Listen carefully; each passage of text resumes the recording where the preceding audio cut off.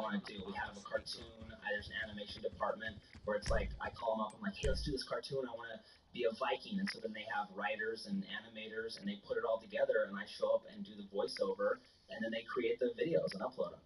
And then you say they, but I mean, it's the beauty of it is being a founder is that it's.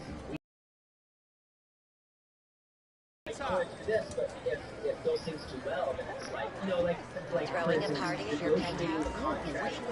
The evidence from last night's debauchery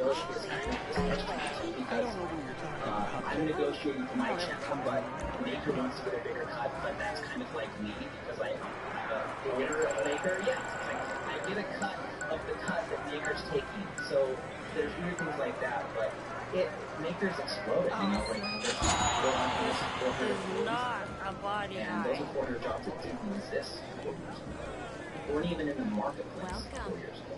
And so that's cool. Like my grandma was just in town. Size and everything. And I took her around Maker Studios. Still have those rules from the breakfast bar? You know, I'm even when I walked through there, I'm like, I don't know. And how did that happen? I mean, the start of it was kind of forged through friendship with you. Yeah, Danny and Lisa and Danny. It was out of necessity. Like, I flew out to LA to help them with the brand deal. They had a brand deal with Fox, I think, to promote Crank 2, that movie with Jason Statham, where he keep his heartbeat above a certain rate. And Danny called me and said, hey, I got this brand deal.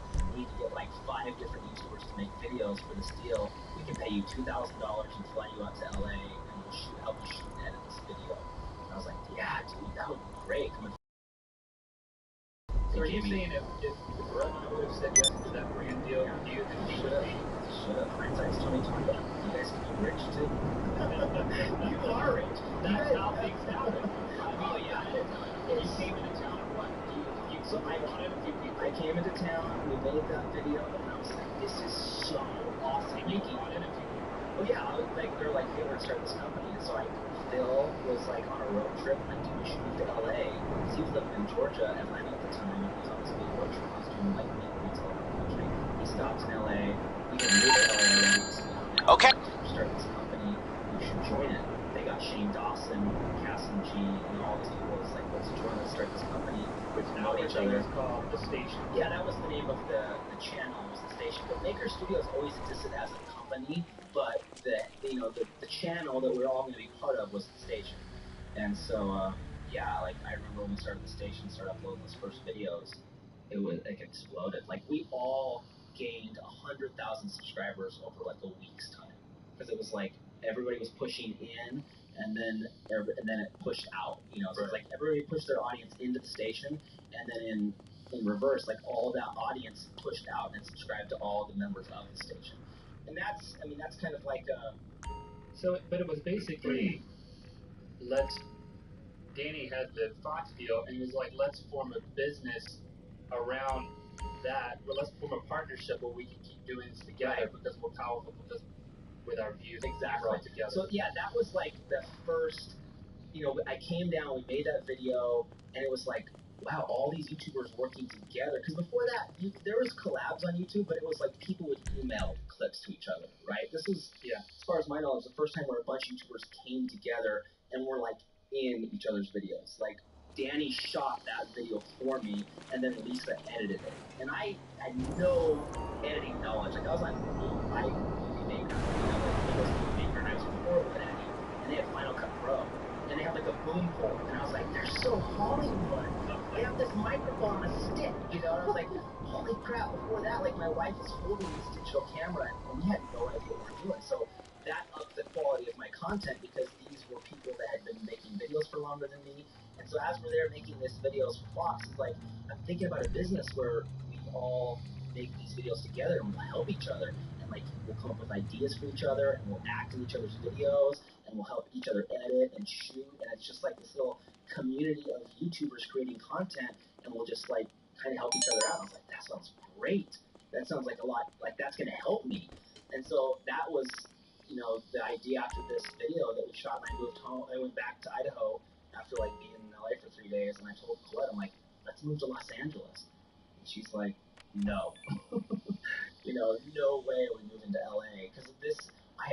We'd been doing the daily vlogs for 2 months, and started getting the checks for the daily vlogs, and that was when I was like, this is my full-time job now. That, like, 2 months after doing the daily vlogs, my checks jumped, like, huge. It was like, all of a sudden, I was making more doing YouTube than I was doing my granite countertop. And so it went from... All right, we might be ready to move on this thing. If you want the work, you'll get a knock on your door any minute. I'm making more money doing YouTube than granite, so I'm like, I'm done doing granite. And I just dove into YouTube with everything. It was like, I ate, slept, and breathed YouTube. You know, any YouTube gathering that was happening, I'd go to. I've read probably 100,000 comments. You know, just like Marcel.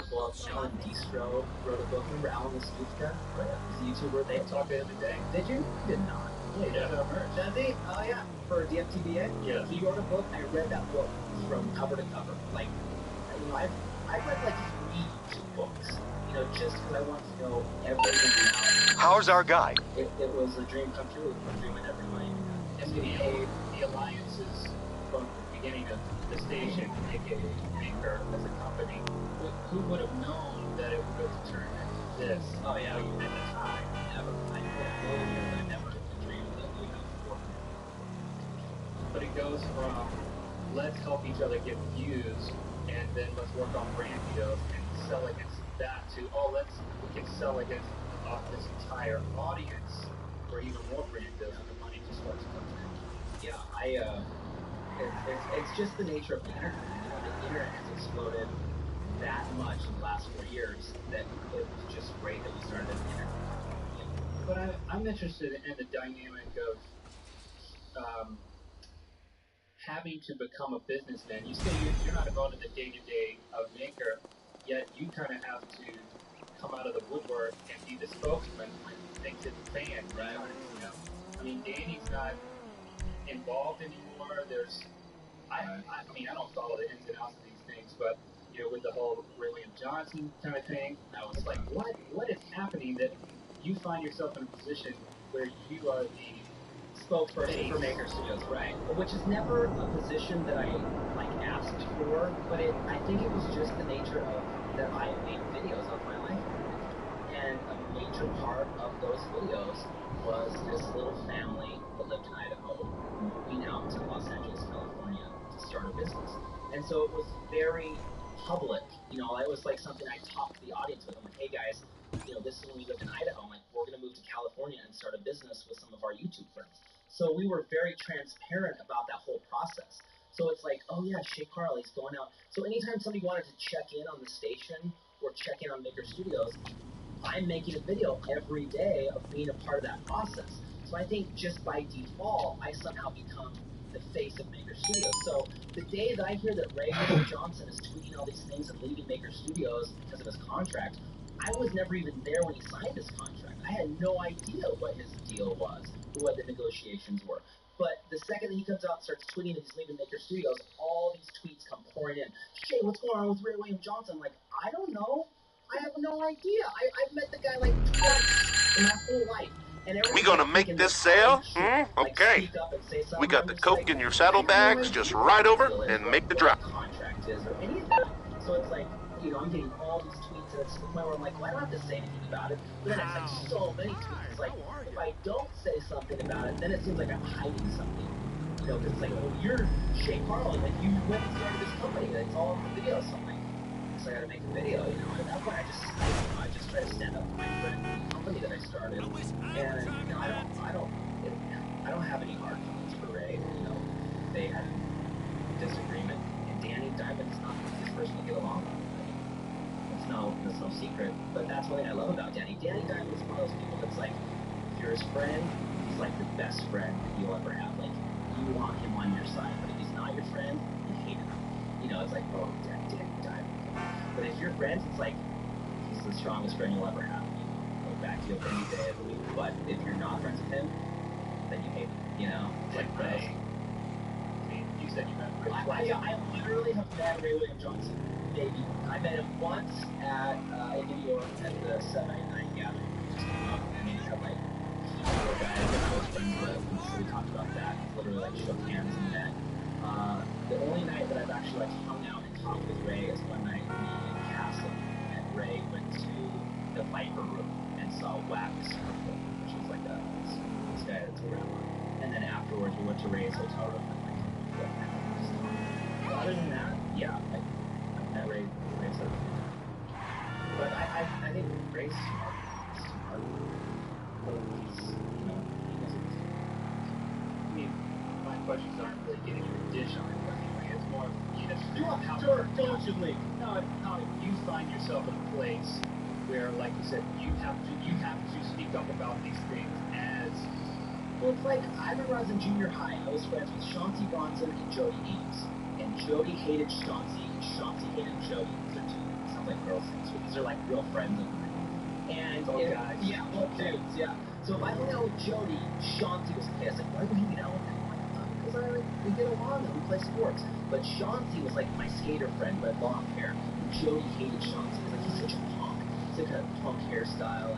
But I liked skateboarding and skiing. So I liked hanging out with both these guys. Was like, I was always in the middle, like, well, if I hang out with Chauncey, I can't tell Jody. And so a lot of times with like YouTube drama, I feel like that's the position I'm in, because I feel like I'm friends with everybody and I have no problems with you. Because a lot of, you know, in this whole process, a lot of people were young, you know, and they were like kind of figuring out who they were. I was a 27-year-old man with 3 kids, you know, it's like I already knew who I was. So when all this like quote unquote drama happened, I was just like, ugh. You know, it's like I'm just kind of stuck in the middle of it. You know, and it's like I have to kind of like play nice everybody. You know, that's I just get sucked into it because, you know, just by association. Did you find yourself in the same position when the dating thing went down? That's a different. I mean, that's an ongoing thing right now. So I don't know how much we can talk about that, but I mean, yeah. I mean, I still hear. Yeah. I mean, I'm putting you in a position. Yeah, I know. Okay. I mean, yeah. I mean, I mean, we're still friends and friendly, but there's just it's a tale as old as time, man.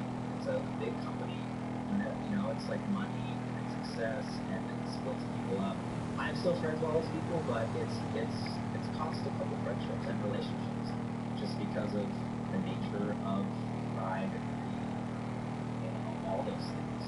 So, and it's not. It's just like any fight ever. Nobody's right. My dad used to always say, it takes 2 to be a fight. You know, there's always 2 sides of the story, and you know, usually each side is a little bit right, and it's just people just disagree. My buddy Dave Ramsey says, and like you guys might not know this, you guys are a partnership. He has a saying that says, the only ship that sinks is a partnership. Get in a fight, just right? Ever fight about business? We're kind of beyond partnership. Yeah, I tell you guys tell stories about 3rd grade. Like you guys are. Well, 1st grade. All the way back then. I was listening to like somebody punched you in 3rd grade. It's a form of marriage. You stuck up. Yeah. Yeah. Well, it's vice versa. If I have to split hairs, he didn't stand up for me, John Carson. John Carson, we're coming after you. Yeah, totally. John Carson. Yeah. So maybe it's more of like you wouldn't think business partnership, but the left, there's a partnership there that's a marriage partnership. For sure. But they're not married, but it's some marriage. And here's the crazy thing about Danny and Maker Studios is I would have ran the business a lot different than Danny did. I would have grown Maker Studios a lot slower. I would have tried to like lay out a good foundation. If it wasn't for Danny, Maker Studios wouldn't be where it is today. Maker Studios is huge in this market now because of the way that Danny built it. And it was just like explode, like, you know, it's a gold rush.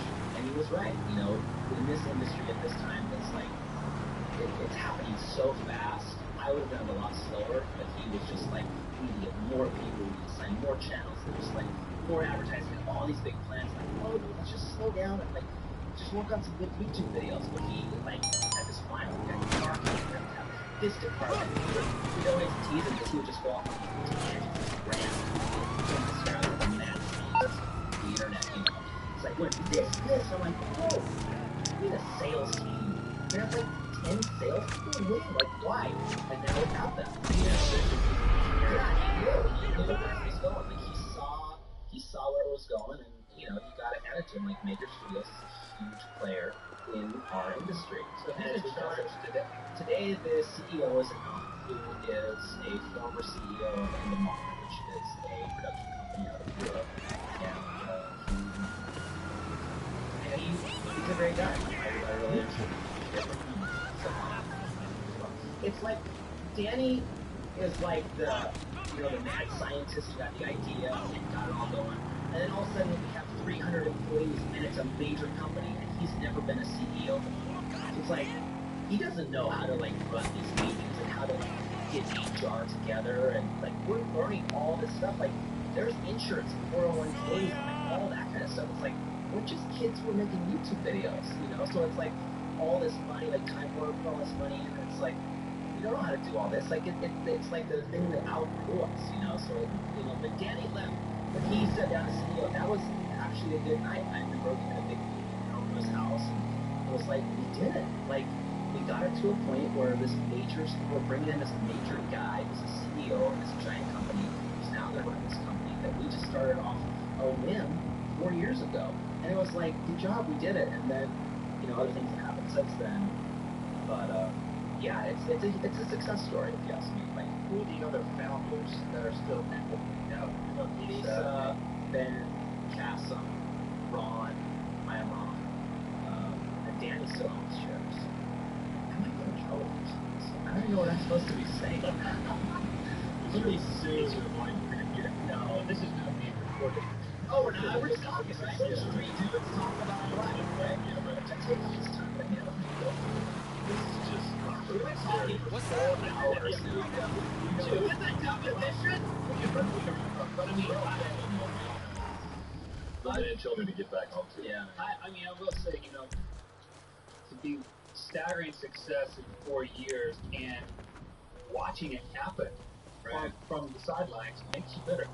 It is amazing to see what has happened at Maker, and I think it's cool. I think it's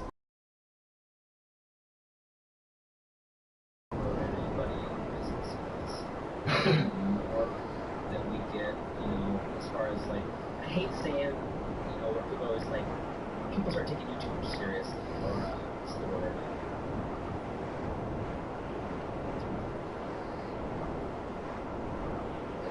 Yeah, yes, thank you. It's like when you need to sneeze, you can't think of a word, it's like driving you crazy when you say that word that you're trying to think of. It's a good sneeze. Oh, legitimacy! Thank you. Shoot, yeah, like, I feel like, the more stories of Time Warner investing $20 million in Sixth Street, it legitimizes all of us, and it shows, mainstream Hollywood that, this is the new form of entertainment. And you guys are great at creating that. You guys are pioneers who have done TV. You guys have your own TV show, and you're still making great content. This is the future, because that's a question I always get asked. Is like, okay, now that you have this YouTube success, when are you gonna get your own TV show? It's like, well, I don't want a TV show. I want to be a pioneer of this brand new, exciting thing that is converging on entertainment right now. And be able to talk about this 10 years from now. Remember when? Well, you're certainly that. So back to this whole, when you hit the 5-year mark, you said that you could, if I told you, what, Jay, I can see the future, and at that 5-year mark, that's going to be it. You're going to turn off the blog process. There's not going to be any more videos of you with your family.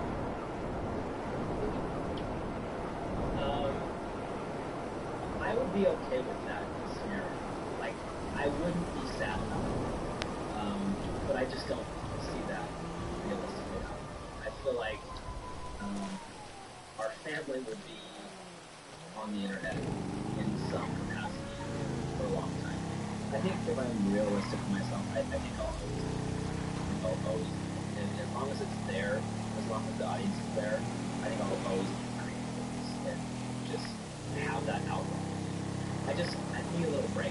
I think coming at the tail end of 5 years of uploading video every day, I think after I get like a month of just like fresh air and like back away from it, I think I'll come back fresh and more excited. All that being said, thank you for spending 2 hours with us. Yeah. This has been good. This is fun. I'll listen. I hope I haven't listened to this later, but I'm not letting you say that. You guys are just so disarming. You're so handsome. I just want to talk to you guys. Yeah. Why you guys make me sit on the floor? Right, grab that Sharpie. What is this on the table? We were at a round table and didn't like Harley took up a giant part here. Look at all these people. The Tyler Oakley and the Hard Grace. Where's those? Well, real quick, so Tyler, I think. Yeah, we gotta do that. Circle.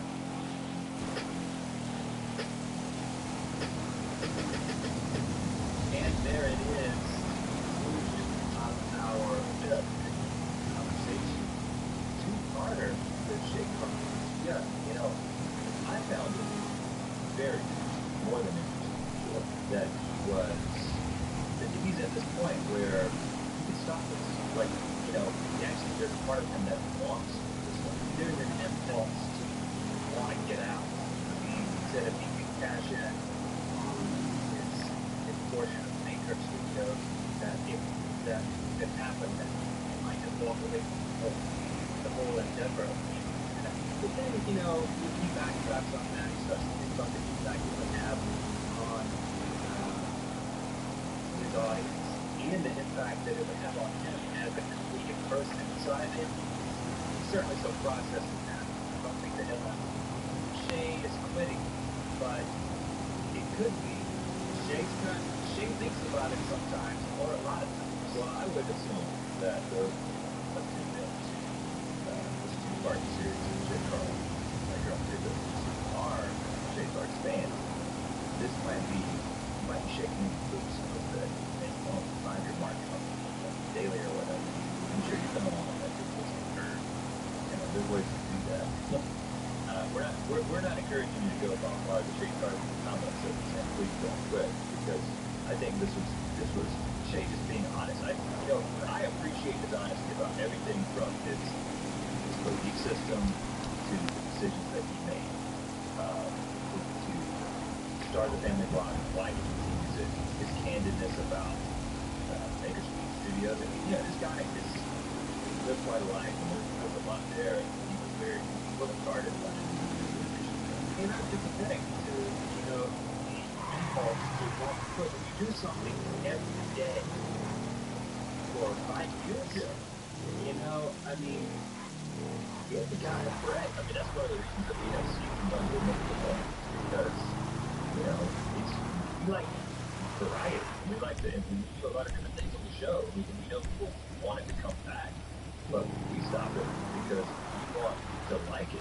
Because when we like it, you like it. You know, I mean, when we're having a good time, you have a good time. If you do anything long enough, it gets old. I mean, I think about late night television hosts like Kimmel Fallon and all those guys. You know, that daily grind of I got to do this again. You know, it's like a dream job. It's difficult. My grandma, named Lucille, is a late night show host. She folded shirts at a shirt factory in North Carolina for her entire working life. Just that job. And it's a thing to fold up a shirt. What? And you ever heard the motors fold shirts move? No. Do you know how those dress shirts you get will have like pins everywhere? And then something was inspected by them to 79. She was one of those numbers. She would also pin the shirt. The factory sits both her and sister being Vicky. They both worked there for their entire working lives. And she was always so happy. Yeah, it's just this mentality of, well, this is my job. I'm sure this is what I do. I think it's generational. I mean, yeah, we live in a time where everybody thinks that they have to do something that they love. And you know what? We encourage them. You get to do something that we love. We tell people to go do something we love. But I think the stark reality is that for most of the world, you have to do something that you can do that will pay bills. Yeah, you know, it's a privilege to do anything that you even enjoy, even just a little bit. It's a privilege. That's not a right. It's never not a right. Yeah, so I'll say I'm empathetic to Shay in doing this. But I don't think what you're saying is that family block cheerful is the same. Over time, it can feel the same. What I'm saying is that he still gets to do something, as he acknowledged, he gets to do something that's absolutely incredible. That's his job. He isn't full of shirts.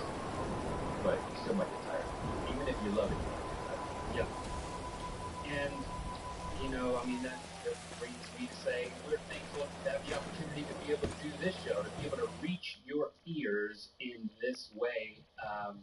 We count it a privilege to be able to have these conversations with Shay Carl and all of these other fascinating personalities from the internet, to be able to understand what makes them tick, where they come from. That's what Weird Biscuits is. And this is probably a good time to announce our new project, an all-new podcast that we're coming out with called Golden Shirts with Red Men. There's going to be a lot of shuffling noises and some mild conversation. And the occasional, oh, I just pricked myself with a pen. Yeah. And So Nanny, look for that. Nanny will be part of it. Yeah. She'll be here. We're going to bring Nanny. She recently recovered from the choke today. Okay. You better bring that in there. She's okay. And she's controlled the awesome. Look for that. Look for that. We selling? Huh? Okay.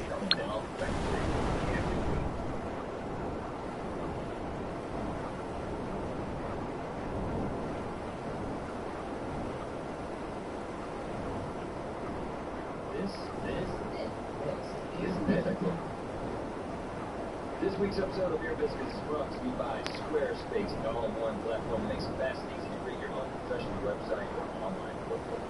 You know, I think I'm going to be using Squarespace to use our URL internet.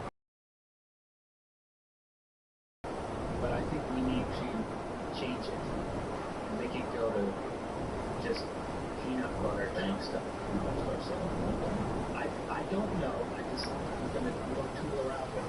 So you look into that. In the meantime, I'll let them know they can try out Squarespace for free without even entering in their credit card information. And then once they're convinced that they want to actually go forward with this whole thing, make sure you get 10% off by using the offer code R&L. R-A-N-D-L. Well, you can visit internetpeanutbutter.com and it'll just redirect to everything, because I haven't done it yet. I got to call them tonight. But you should also go to squarespace.com. You offer code R&M. Now it's time for your bitch. Welcome to Ear Biscuits. I'm Link. And I'm Brett. It's time for another conversation with someone interesting. That's the round table of dim lighting. This week we have Brittany Louise-Taylor. That's BLT, not the sandwich, but the YouTuber extraordinaire. Music videos, foods, blogging, all types of stuff. We talked to her about her bouts with bullying growing up, how she took on Hollywood at a young age of 19, and the unconventional methods she employed to build her YouTube channel. Unconventional. You won't believe how many videos she watched in her first year on YouTube. Watch. nothing astounding. Speaking of astounding, I had what they call the confused burrito dinner. I was there. I heard you order it, and I was confused. Well, there's Is that why it's called burrito? no, well, there's a Mexican restaurant not too far from us. Well, that's not saying we're in Los Angeles, but it is probably the closest Mexican restaurant to our studio. I've never been, and we decided to go to it. Nice atmosphere, by the way. It's kind of like Disney World restaurant. It's like doors to nowhere, windows to nowhere. Yeah, barrels with nothing in them. Yeah, I loved it. No animatronics, though. But I always go for those barrels. Is this like casks of Whiskey, tequila, yeah. I always go for the specials.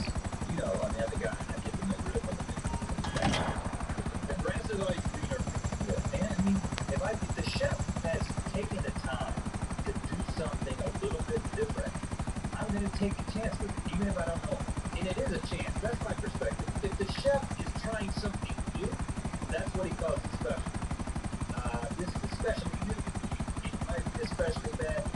Well, it was called a confused burrito, and it had Great. chili Colorado, which is beef and red sauce on one side, and then it had salsa verde on the other side, and that was pork and green sauce. And I was like, it's like a Christmas burrito, and that was super exciting. And I got it, but what was really confusing to me is why I finished it. Now listen, they bring this thing up. Now I just ordered the carnitas. Can't go wrong with Can't that. go wrong with that. They have guacamole. It's like the barbecue of Mexico. Give me the carnitas, hold the tomatoes. Brought it out, it looked great. I looked over at Brett's plate, and it was, gosh, it was, oh man, the burrito was so big, and it looked like it looked like someone, like a doctor had operated what was like the largest organ out of a very huge animal. Put it on a hot plate.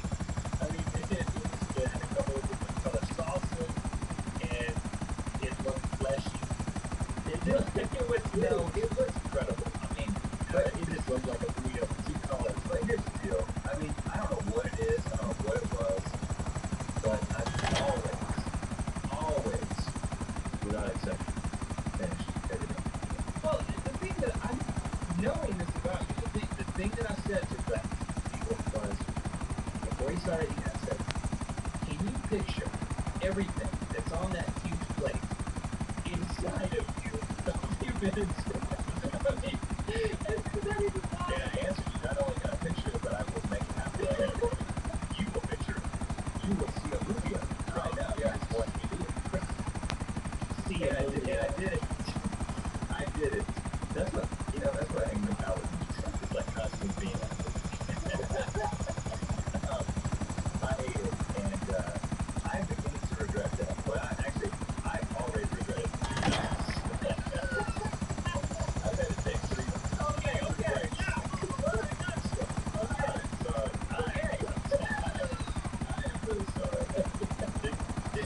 If you have to start by, I'm not going to say that I did a restaurant. So many conversations here are bathroom related. I was talking about, just don't order the company. Hello, you're through to Pegasus Lifestyle Management. How can I help? Thank you, madam. Your spectacular aircraft is now ready for you at our nearest airfield. You need portion control, dude.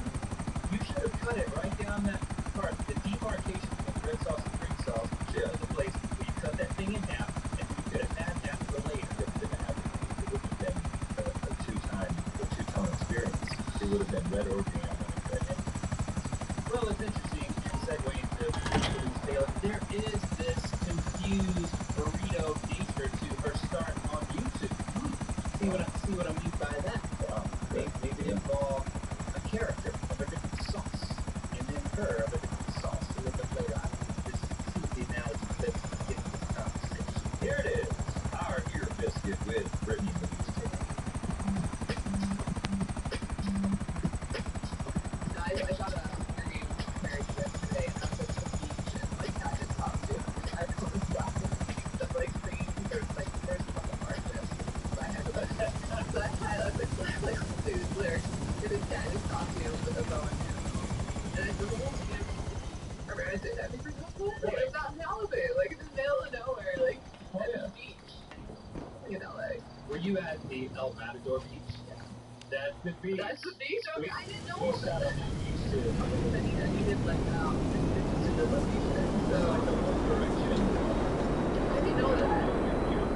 That's their little beach. See it, no rock. It has a hole underneath that looks like kind of like flying up or something. Yeah. Yeah, so we shot out. Those bacon on the those that go lined up because that man was shooting shooting lobbies and what two tanks was in the background of a robot shot. And they were like,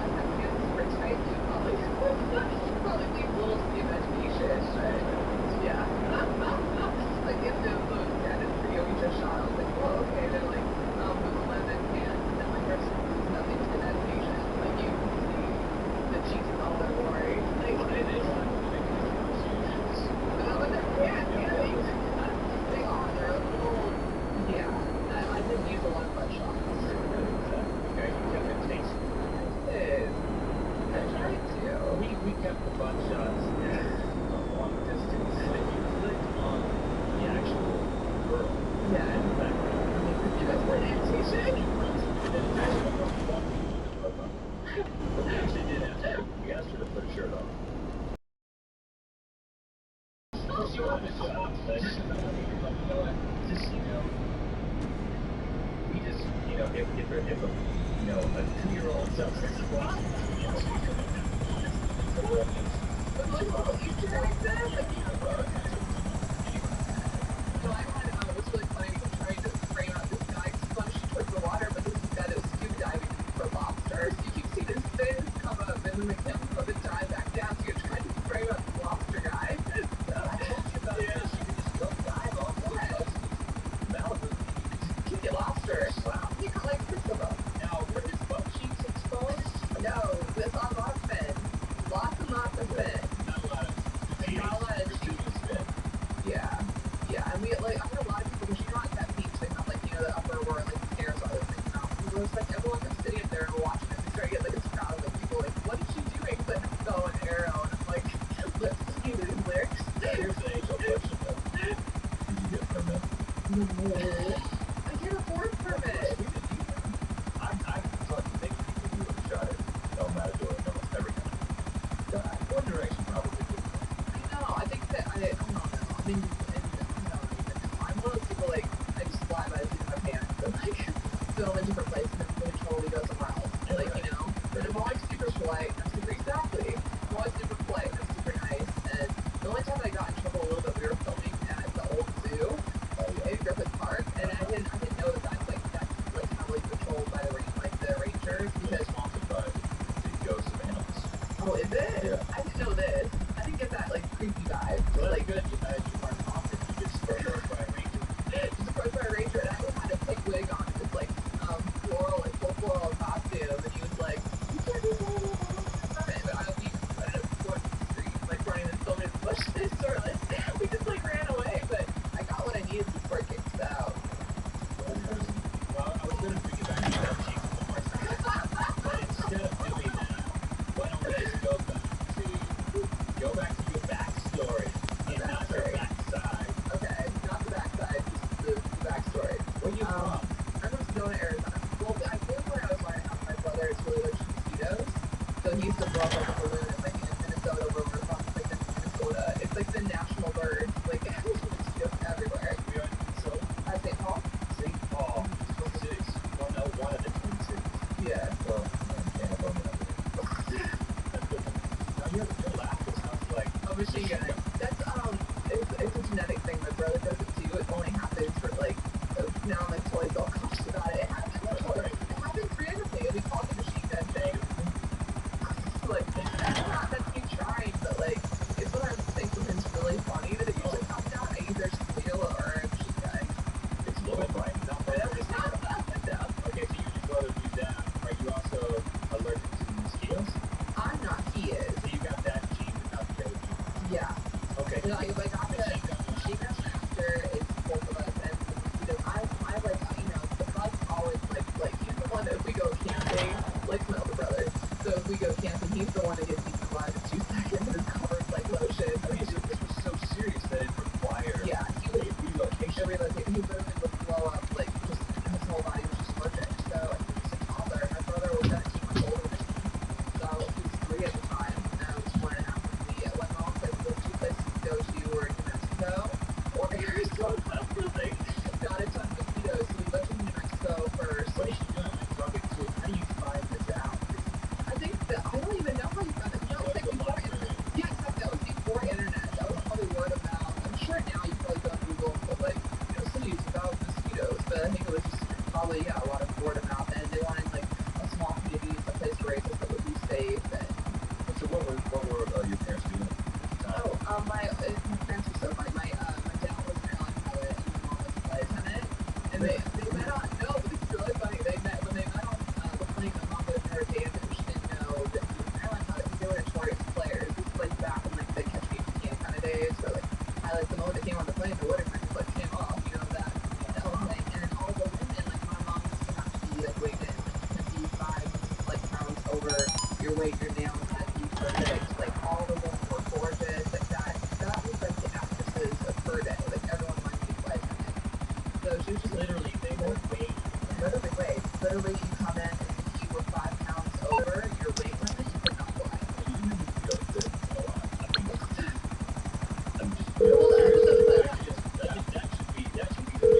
Hello, this is Pegasus Lifestyle Management. How can I help? Yeah, but she had looked at notes from her doctor that said she was allergic to nail polish. Your beautiful new aircraft is waiting at our nearest airfield. We hope you're very happy, madam. Every check-in, or she will be like flying through nails. It was I do not accept service from private. have been nail painted. Okay. Well, then you would not lecture my mom. So they know they went on a plane just as passengers, and just they were dating for 2 months before she asked him, like, what do you do? He's like, I'm a pilot. She's like, no, you don't. You're not a pilot. I don't date pilots. So, she had to get a uniform to like privilege her, but they were married, and my mom was still working for a while when she had me. So I think when we moved to Arizona, she was still flying, but then she decided she wanted to be home with the kids. It was too hard. But they were able to pick up and move somewhere else because of the way flight industry worked. It's real pretty because you just have to have a near major study base. Like my dad worked in Northwest, so like there's certain places like St. Paul was the base, and like Phoenix was like a main station. It just had to be someplace that you could get to wherever else you needed to go. So there's certain cities that you had to live near, and so I think that's part of the reason that Arizona too was that it was close to Phoenix, like an hour and a half. So your mom is allergic to nail polish. Everything. Your brother she's allergic to everything. Everything. She's like literally, she's the one like when we were in, like I was raised Catholic and then like just like switched and stuff. Well, like now we're just like Christian. I don't know. She like Catholic they have the incense. She'd be the one that's like just like happy and her eyes streaming and have to run out when they do the incense down the aisles. Like she'd have to just sit back and she'd have to bring like allergy medication and sneak out. She couldn't handle it. She would just have that too, like a big emotional reaction. How spiritual that is.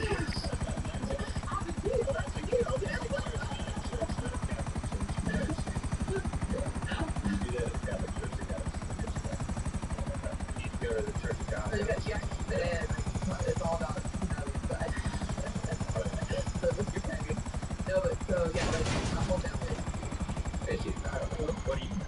Me, I was awful, and I hate it. I have a tree nut allergy, like which means like I can't have like almonds, coconut, any kind of nuts. And it's not fair. I love nuts. I do. I love like peanut butter. I love peanut butter. It's just that. Tree nut? No, peanuts are actually a fungus, but like most people, I know way too much about food. Most people say. Peanuts are actually a fungus. They're not a nut. You didn't know that? I thought they were like green.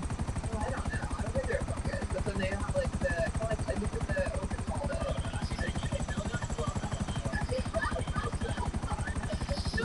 know very little about this. Here's the thing. Almost positive that peanuts are not fungus. I don't know. We should take your time. But I bet peanuts can get fungus. No, I think that I've heard that they're a fungus. Whatever. I think if you spell like going backwards, it's like hilarious. I think you're reaching. I'm trying to help you out. I know about it. No, but yeah. Talk about a tree nut. I mean, this thing, the tree is just in the middle of the rainforest. And they don't grow anywhere. And they're like hundreds of years old, and they have these huge pods that if they fall, they will freeze. And they fall down, and people collect them. And it's all, every Brazil nut that you eat in one of those packs of trail mix, it was from some tree in the rainforest. It is not harvested like a normal thing. It is in a freaking rainforest. Wow. But you'll never know about that because you're allergic to it. I will never know about that. Also, was it is it in Or I'm trying to actually think the cashews actually, did you know they have to be steamed to be open? So there's like susceptible like bacteria and fungus because to get them out of the shell. Sure. You have to steam them to get them open. Like you can't just yeah.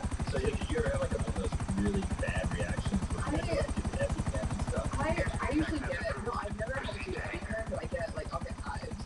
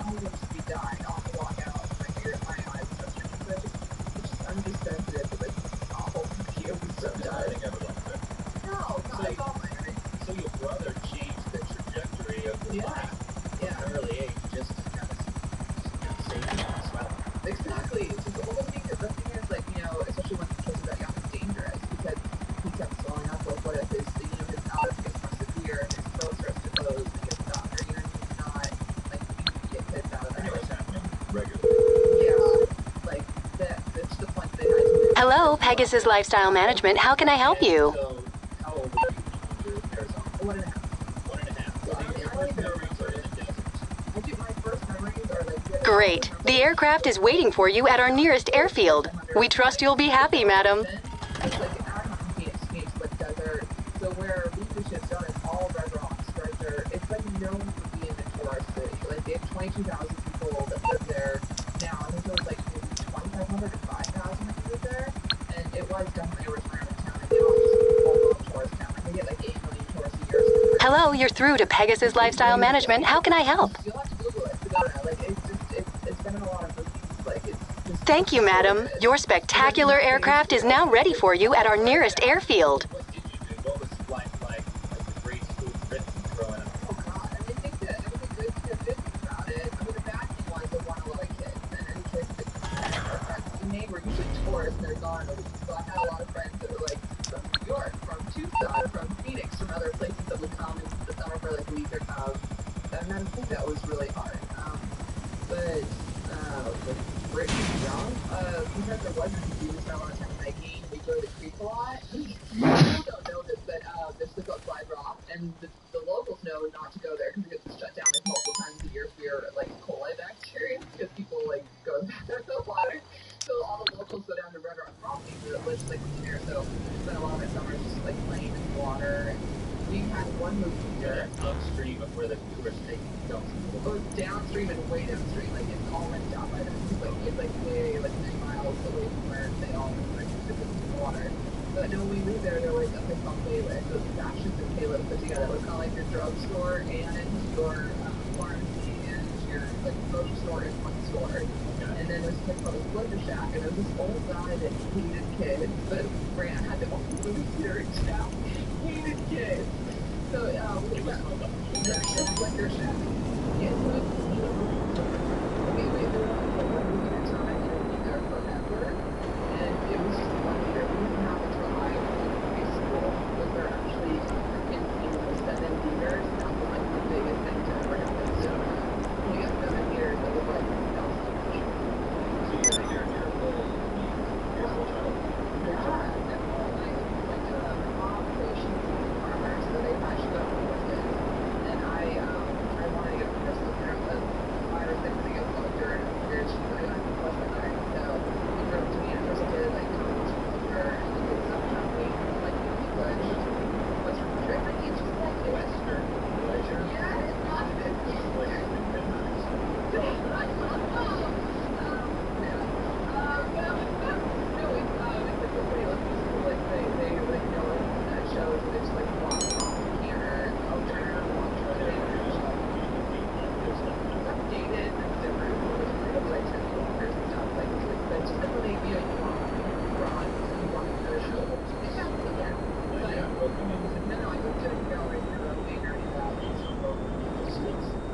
Jumped over sticks.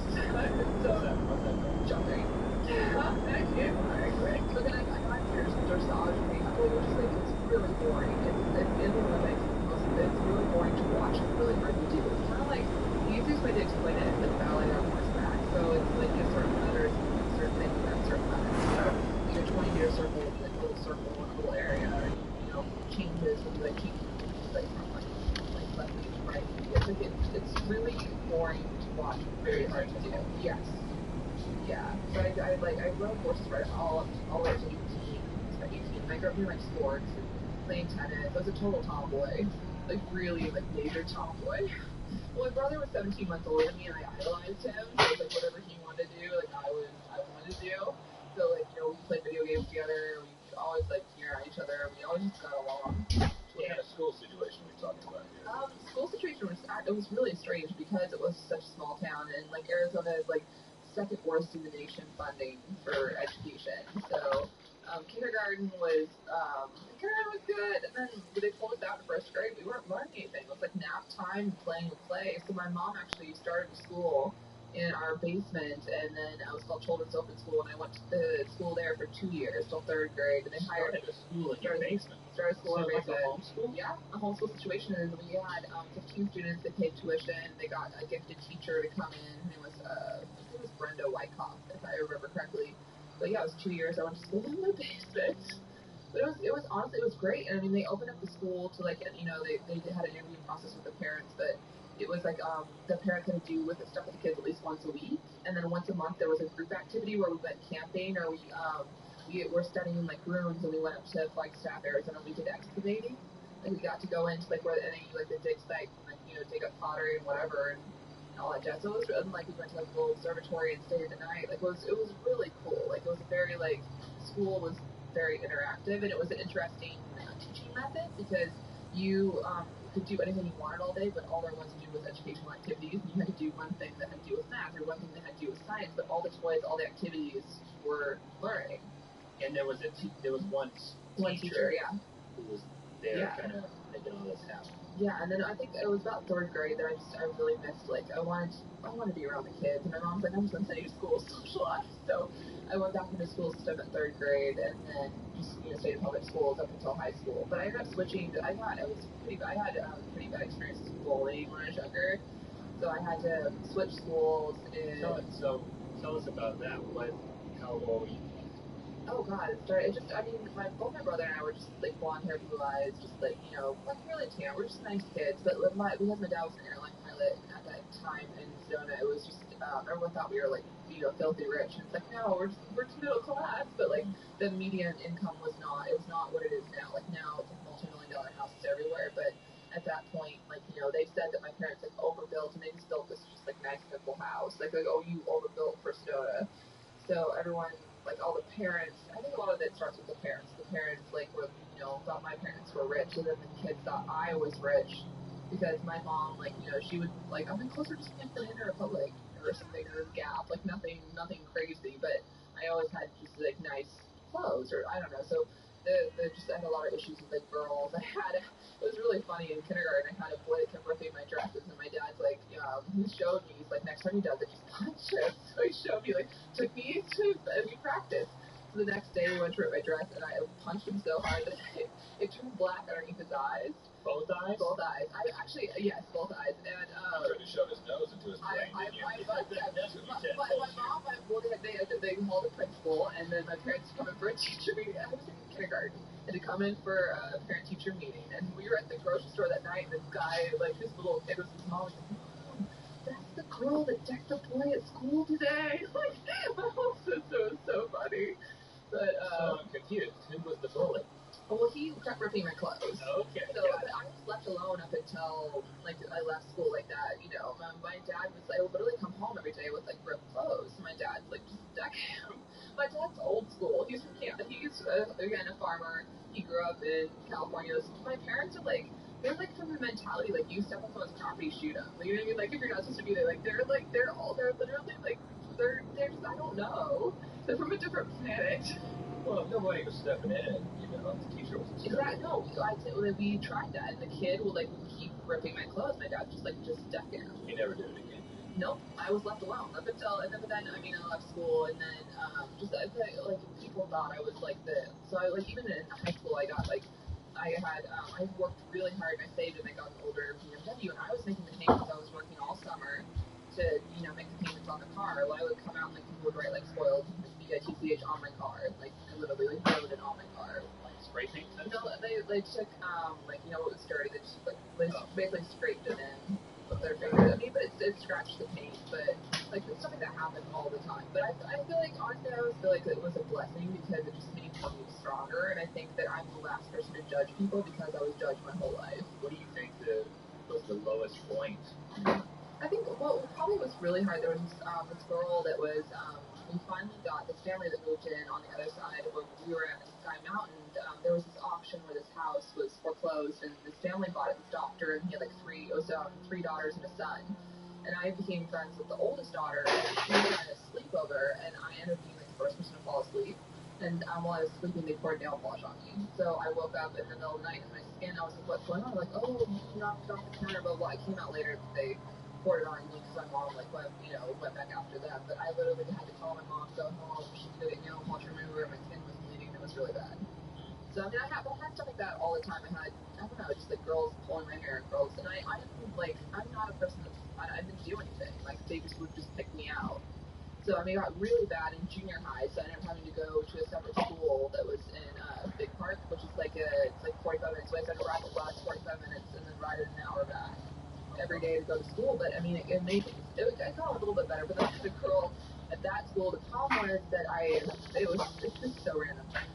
That's when I really started getting into theater and acting. And they had Missoula Children's Theater is like a traveling thing that comes to town once a year. It's really cool, and everyone comes, like from Sedona, Cottonwood, Camp Verde, any of the flight staff. They'll come and audition. It's like a week-long thing where, like, they put on a play in a week, basically. So they had, and everyone wants roles in it. Everyone wants to do it because it's really freaking cool. Like they bring the sets. It's just all the costumes. It's amazing what they do in 1 week. But they had for the Wizard of Oz, they had auditions, and out of I think it was 550 people or whatever, I got the role of Dorothy, and then that caused a lot of problems. It was like my girls who just didn't like it for whatever reason. That was at the new school, so it's just girls. And we're talking about a time before. I mean, today there's all the documentaries about it. There's movements, there's organizations. This is before any of that. Yeah. So, how do you? What do you think about the way things are handled today? And do you wish that somebody had kind of stepped in and helped you, or you're like, you know what, this actually made me who I am? I'm really glad that I'm glad it happened to me, but I don't want it to happen to anybody else. Does that make sense? Like, I think it made me really tough. Because I moved to Hollywood when I was 18 by myself. Like, I went on 150 student film auditions before I booked a student film, and it's not that hard. Sometimes there's like 2 people auditioning. It's not, and I'm like, and I know I'm not doing a bad job. Like, I know some of them went really well. So, I mean, I think I was so used to like people attacking me or rejection or whatever growing up that just felt normal. Like it was like, oh, okay, well this is life. Let's like try. I got so used to knowing that you just have to get up and try again and get up and try again. Because like my mom made me go to school. Like she made me like go, and she didn't let me. I mean, she would give me what she calls learning days. Like once a month, she would say that I had like a doctor's appointment or something. She'd give me the day off, so she let me stay home. But it was basically like torture every day. Yeah, I would come home crying. It got better when I got into high school because that's when I got really kind of acne, and then the girls started to be nice to me. Oh, really? My skin was all broken out, so then I was like, oh, okay, then I wasn't so much of a target. And in high school, like by that point, there had been some more people that moved into the town that like quote unquote had money. And again, my parents were middle class, but it was just that most people were very low income. So to them, they thought my parents were like filthy rich. So I think that was like high school actually got a little bit better, and I think people start to mature a little bit more. And I think that the difference between high school and grade school is grade school, they're gonna say things to your face. High school will say it behind your back, which I prefer a lot more. Like talk about behind your back, they just leave me alone. I don't care what you say about me. Like just let me eat my lunch. So. And your brother, who you were close to, was like a year ahead of you in school. Mm-hmm. Yeah. And so was he a resource for you? I think in high school it's good because, we kind of like, you start to form, like, I hate to say it's like a posse, like, you have people that you hang out with, and there's protection in numbers, so when you're around, like, we get all, like, we had land parties in the house, and that's when I started to become, like, I think, like, more of my friends were guys than girls, because girls be guys, sometimes guys are more fun, the things that I want to do are usually guy things, like, I want to go to the theme parks, I want to go to movies. I'm not saying all girls are like that, but it's like it just seemed to work out that way. That I wanted, while they were having their Disneyland party, I wanted to hang out and eat pizza with them, stuff like that. It just ended up working out. But I mean, my brother experienced a little bit of the bullying. Like he had a guy like throw a burrito at him and like almost took out his eye. Like just like no, that was in grade school. No, I mean it's interesting. Like everyone has their own experiences and gone through like way worse, but that's. Sedona's a very interesting town. You know why, though? It's so beautiful. I have this theory that people move there thinking it's going to solve all their problems, and then they realize wherever they go, their problems follow them. So you end up having this gorgeous place with all these crazy, miserable people. That's really Sedona is. It's all the, like, there's all the nut jobs. Like, they're all nutty. But do you think that, the bullying that you were experiencing, you said you started theater and you started trying to be an entertainer. Were those related? No, I think that when I was 4 years old, I saw that Miss USA pageant, and I literally wore a bathing suit for 4 years of my life. My mom let me, she didn't care. She's like, so, I mean, I had to wear, like, regular clothes to school, but, like, any other time, like, in the winter, we had pictures of me with, like, tights and bathing suit, whatever, like, I don't know, I think I always, like, wanted to be a performer without even really knowing what that was. And I never, like, had an aspired to be, like, Miss America or anything, but, like, there's this place called Talakapaku that's like in Sedona. There's like a little platform outside one of the restaurants. And my brother would go, "Here's Brittany," and I go up there and sing and dance. And now there's a sign there that says "No performing on the platform." That's because of me. Because I would like literally people would give me pennies and whatever, and it was pull away from the businesses, and they're getting really annoyed because like, I was a little girl. Like it was obnoxious. I was loud, but like it drew attention to what their businesses were. Right. It's interesting because you discover stuff as a tomboy and you're interested in things that you end up having more guy friends and girl friends. Yeah. It kind of plays into the bullying environment that it gets you in. But at the same time, you've got this one beauty queen type of, I'm in a bathing suit. No, but you know what I'm saying? But it was like, it was just, I think that I like to do all the guy things, but I've always been this way. Like, I like hair and I like makeup, but I'll go camping in a heartbeat. Like, that's just, I think I have a lot of interest. So, but I think mentally, like mentality-wise, so even now, like all my best friends are guys. I mean, when eventually I do get married, all my bridesmaids are gonna be male. Like it's That's how. gonna be interesting. Yeah, and I think that's not allowed. It's gonna have to be. I'm sorry, they're like that's how it's gonna work. Are you gonna make them dresses? No, like those can wear their suits and be them sassy selves, like them sassy selves. But like, it's just it's just how it's gonna work out. Okay, so you said you moved to Hollywood. Yes. Yes. So as high school was finishing up. Well, I graduated a year early, so I got an art scholarship for drawing. Like, it was so fun. I had an academic scholarship to Northern Arizona University, which is like TAP. And the last minute, I got a scholarship that was like partial tuition to ASU, and I was like, I don't know about my dad. I'm like, you know what? I don't want to do well. I'm so better. I'm gonna go to Arizona State. So I ended up going to ASU for 2 years. And so I'm sorry, before I was 19, I turned 19 a month after to go to August. So I went into college at 17. So For drawing. For drawing. So I was in art classes the first year doing all that stuff. But you didn't say you meant drawing. Oh God, no. I majored in drawing. I was in the art store, which is like, and it was called McClintock, and it's like it's right on campus. It's all like art, architecture students, dance students, theater students, and acting, like mostly theater and art. And it is the craziest party dorm on ASU, and it's nuts. No, oh my God, like you don't understand, like someone flooded the dorm one night where the rec area is, and the toilets were on fire. Like stuff that happens on a weekly basis. I got to the point where I didn't get out of bed for the fire alarms, which is extremely illegal. Because I was like, oh, I should have to stay up for class. I can't deal with this. I'm just gonna go to sleep. I just thought, oh, dang. I'll get up when I feel the heat. Exactly. It's just another class in the car. It's just someone else doing something. Baby, artsy, fartsy. Yeah, no, like ASU is the kind of campus you see. Like, they're not supposed to haze for like their sororities and fraternities, but you see naked people with a clown that keep running down the middle of like the neighborhood street, like all the time, and you see like the most crazy stuff. So at some point during this process, though, you were like, I don't want to get involved. I never wanted to be. I think like I always wanted to be active, but my mom wanted me to try college, and she's always been super supportive, but she's afraid just because you guys know this, being in LA is a hard city to be in, and I think she didn't want me to be in an industry that was so challenging and so heartbreaking, and she just wanted to protect me from that. So I think I just prayed long enough, and like one day she woke up and she realized, she said, it's just something like God told me, was like, I'm the one holding her back. And then she told me, she's like, just go to LA. I moved like a month after that. Like I wanted to move right then and there, but I finished out my finals and then moved. But After some. yeah, it was right after my finals. So she gave you her blessing. Yeah. And your dad, what about him? Oh, he was always there. My dad's the kind of guy that was like, whatever you want, just go for it. It's for you. Like, it sounds really great. Do it. Like that. My mom was like, what do you think about this? Like that. And my mom If was they recognize watch them. exactly. Right. You want to go to LA? Go to LA. That was my father. But So what do you do when you're 19? You're a 19-year-old girl and you move to Los Angeles. How's that? I always thought of it as like a business where I came from here with very much like business mentality. I had this thing, I was like, I'm not going to make friends, I'm here to work. So So I bought this book called After Everything That You Incur, and it like bookmarked every single window on it, and I got into classes right away. So I was, I'd save some money while I was in college. So I was taking team study classes and commercial classes, and I basically treated it like a business. I went to every single audition. It didn't matter what it was, it was audition experience. And I did everything I possibly could. I did like tons of actor, like the casting director workshops, and I go out to producers a lot. I go out to producers like Betty, Gilmore, and did a bunch of shows in like Casper Christine.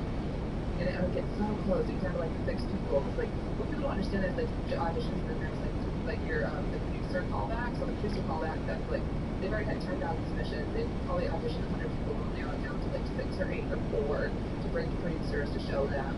I would get so close on stuff and not get it. It was driving me so crazy. So one day there was this notice on casting for this company called Operator 11, and the guy named Josh Harris took his last $3 million and he created this company that was like live video broadcasting, and they were looking for people that wanted to do their own shows. So I at that point I thought, oh, well, what do we find that it's like this life coaching character and not as a Chandler? So I went into I pitched them my idea and I made out with my hand in the audition, like, she's crazy clever. So I made out with my hand, I had a whole like special skill that like Rhonda's like wanted techniques or something, and like literally made out with my hand in character, and they were dying laughing. But it worked. So I started doing a show with them, and then I got to like I got more this before, this is probably 8 years ago or 9 years ago. I was getting like 100,000, 100,000 views an episode on my stuff. But what was that? I think this was a live video broadcast company called Operator 11, and it was I came to work one day and the Georgia chain closed around the money, but it was a website. Yeah, it was a website. Yeah, it was like I'm like how people they have like live streams now, or like it was like one of the first ever like live streams. Live TV. But I did it in a different way. I would pre-film all my sketches and I would go live for a little bit, but I would play my pre-film sketches, so I turned it into kind of like the show. Where I would do, I would intro it and outro it, but the middle part was all redone. I have the FLP files, and they're awful. This is like not, it was like 8.5 years ago, 8 years ago, like, it's not, like, this is back in the day. This is like building en4cer666. Hey, so, I know you've been there already, but Pooh just called and said I can come through and get a tour of Dre's studio as a thank you for what we did for him. Lamar crazy ass her, so you know that fool gonna be there too. But it's gonna be cool. We'll do it whenever it's good for you. Man, I'm excited for this. Look, bring a friend if you like. This one gonna hit different, alright? Peace, homie. It's so hard. It's basically like you on your feet for 15, 18 hours a day. And it's like, let's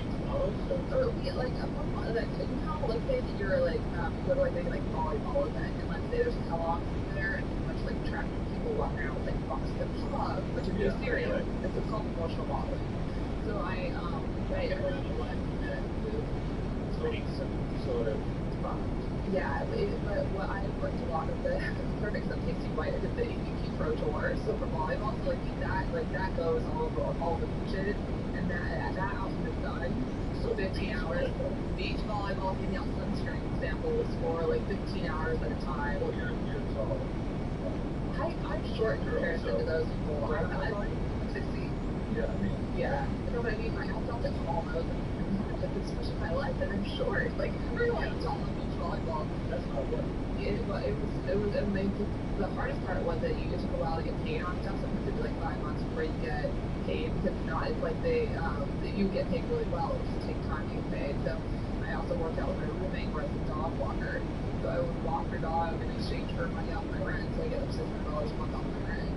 So I did, and then for all my classes, I would paint I painted my one teacher's fence. So they would pull me, and I took care of a house rent. So I would literally work out with my teachers, where I would work for them to be able to take lessons for cheaper. So I did anything you could possibly imagine.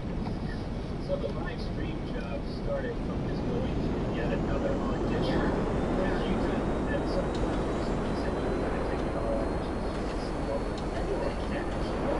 When I first, this is not so much how it is now, but like a lot of the actors when I first went to LA would do the most of my films, and that's those festivals, and they do well, or feature directors, so I had to go to a lot of films. Like, I probably did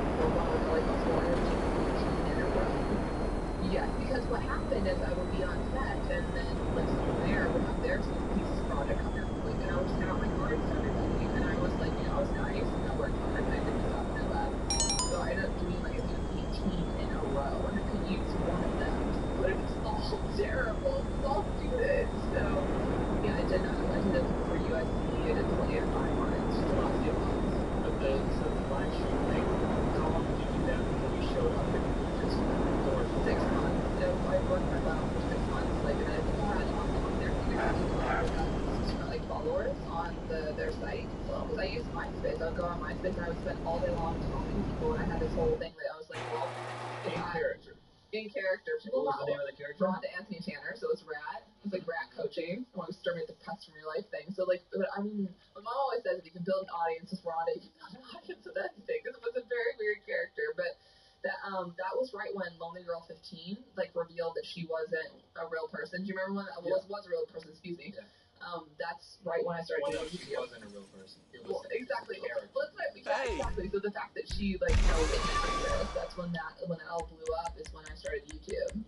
Because my mom's like, well, Brittany, she's like, cause I was really angry, really upset because I put 6 months of my life into this. I thought I finally had something going. I thought like when you come to LA, it's very much where like the mentality of you need to take classes to learn how to do anything. I don't know if you guys know that, but like you need to take a class to learn how to dress. You need to take a class to learn how to write. You need to take a class to learn. There's no limits to the way you can spend your money here. You know this.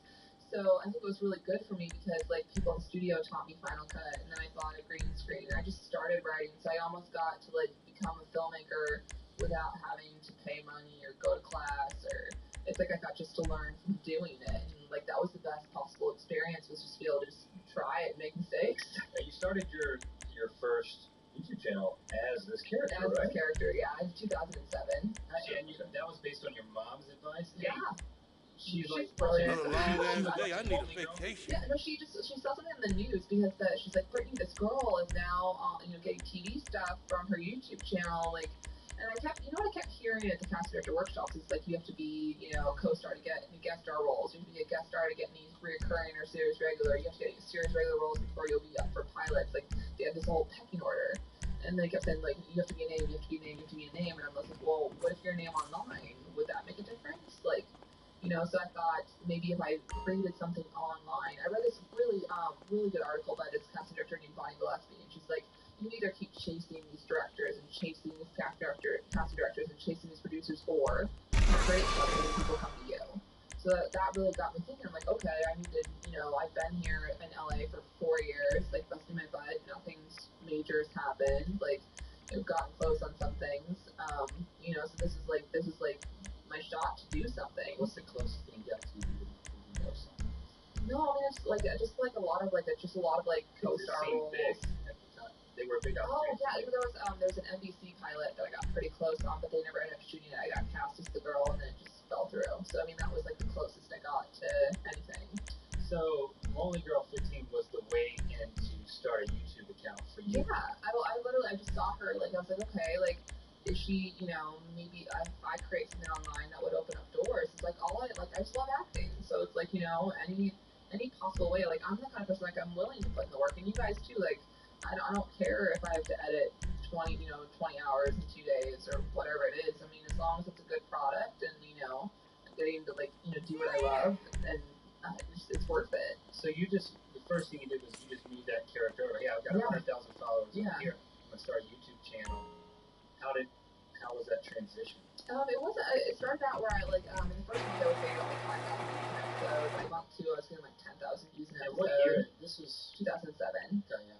So then on average, then after like, I think it was, I did that, I used to respond to every single message and comment. Like, I literally got a tumble on my wrist. I was responding to like 8,000 comments. Like, that was insane. I just turned it into my full-time job. I was like, and then the partner program came along, and I was like, oh, no, I got 3,000 subscribers when I applied to the partner program. I'm on the clock. What you want? Some wheels? Back then, if you were denied, then you had to wait like 6 months again to apply. Do you remember that? Okay, this is like, okay. I didn't know that's how it worked. Yeah, you have to, if you were denied, you have to wait 6 months to apply again. So, when I applied, I got accepted, and I was like, yeah, she's your partner, oh my god. Yeah, so then I started doing stuff with Rhonda, but then I was on that channel for, I think it was about 2 years, and that's when I met Shane. And, like, Shane was watching Okay, Rhonda, I got stuff to do. And he thought that I was actually Rhonda when he found out that I did put out one that was like 10 facts about me, and I decided I would finally show people, like, I think it did really well on my channel. Like, oh, she's acting. But it was the same channel. So this was like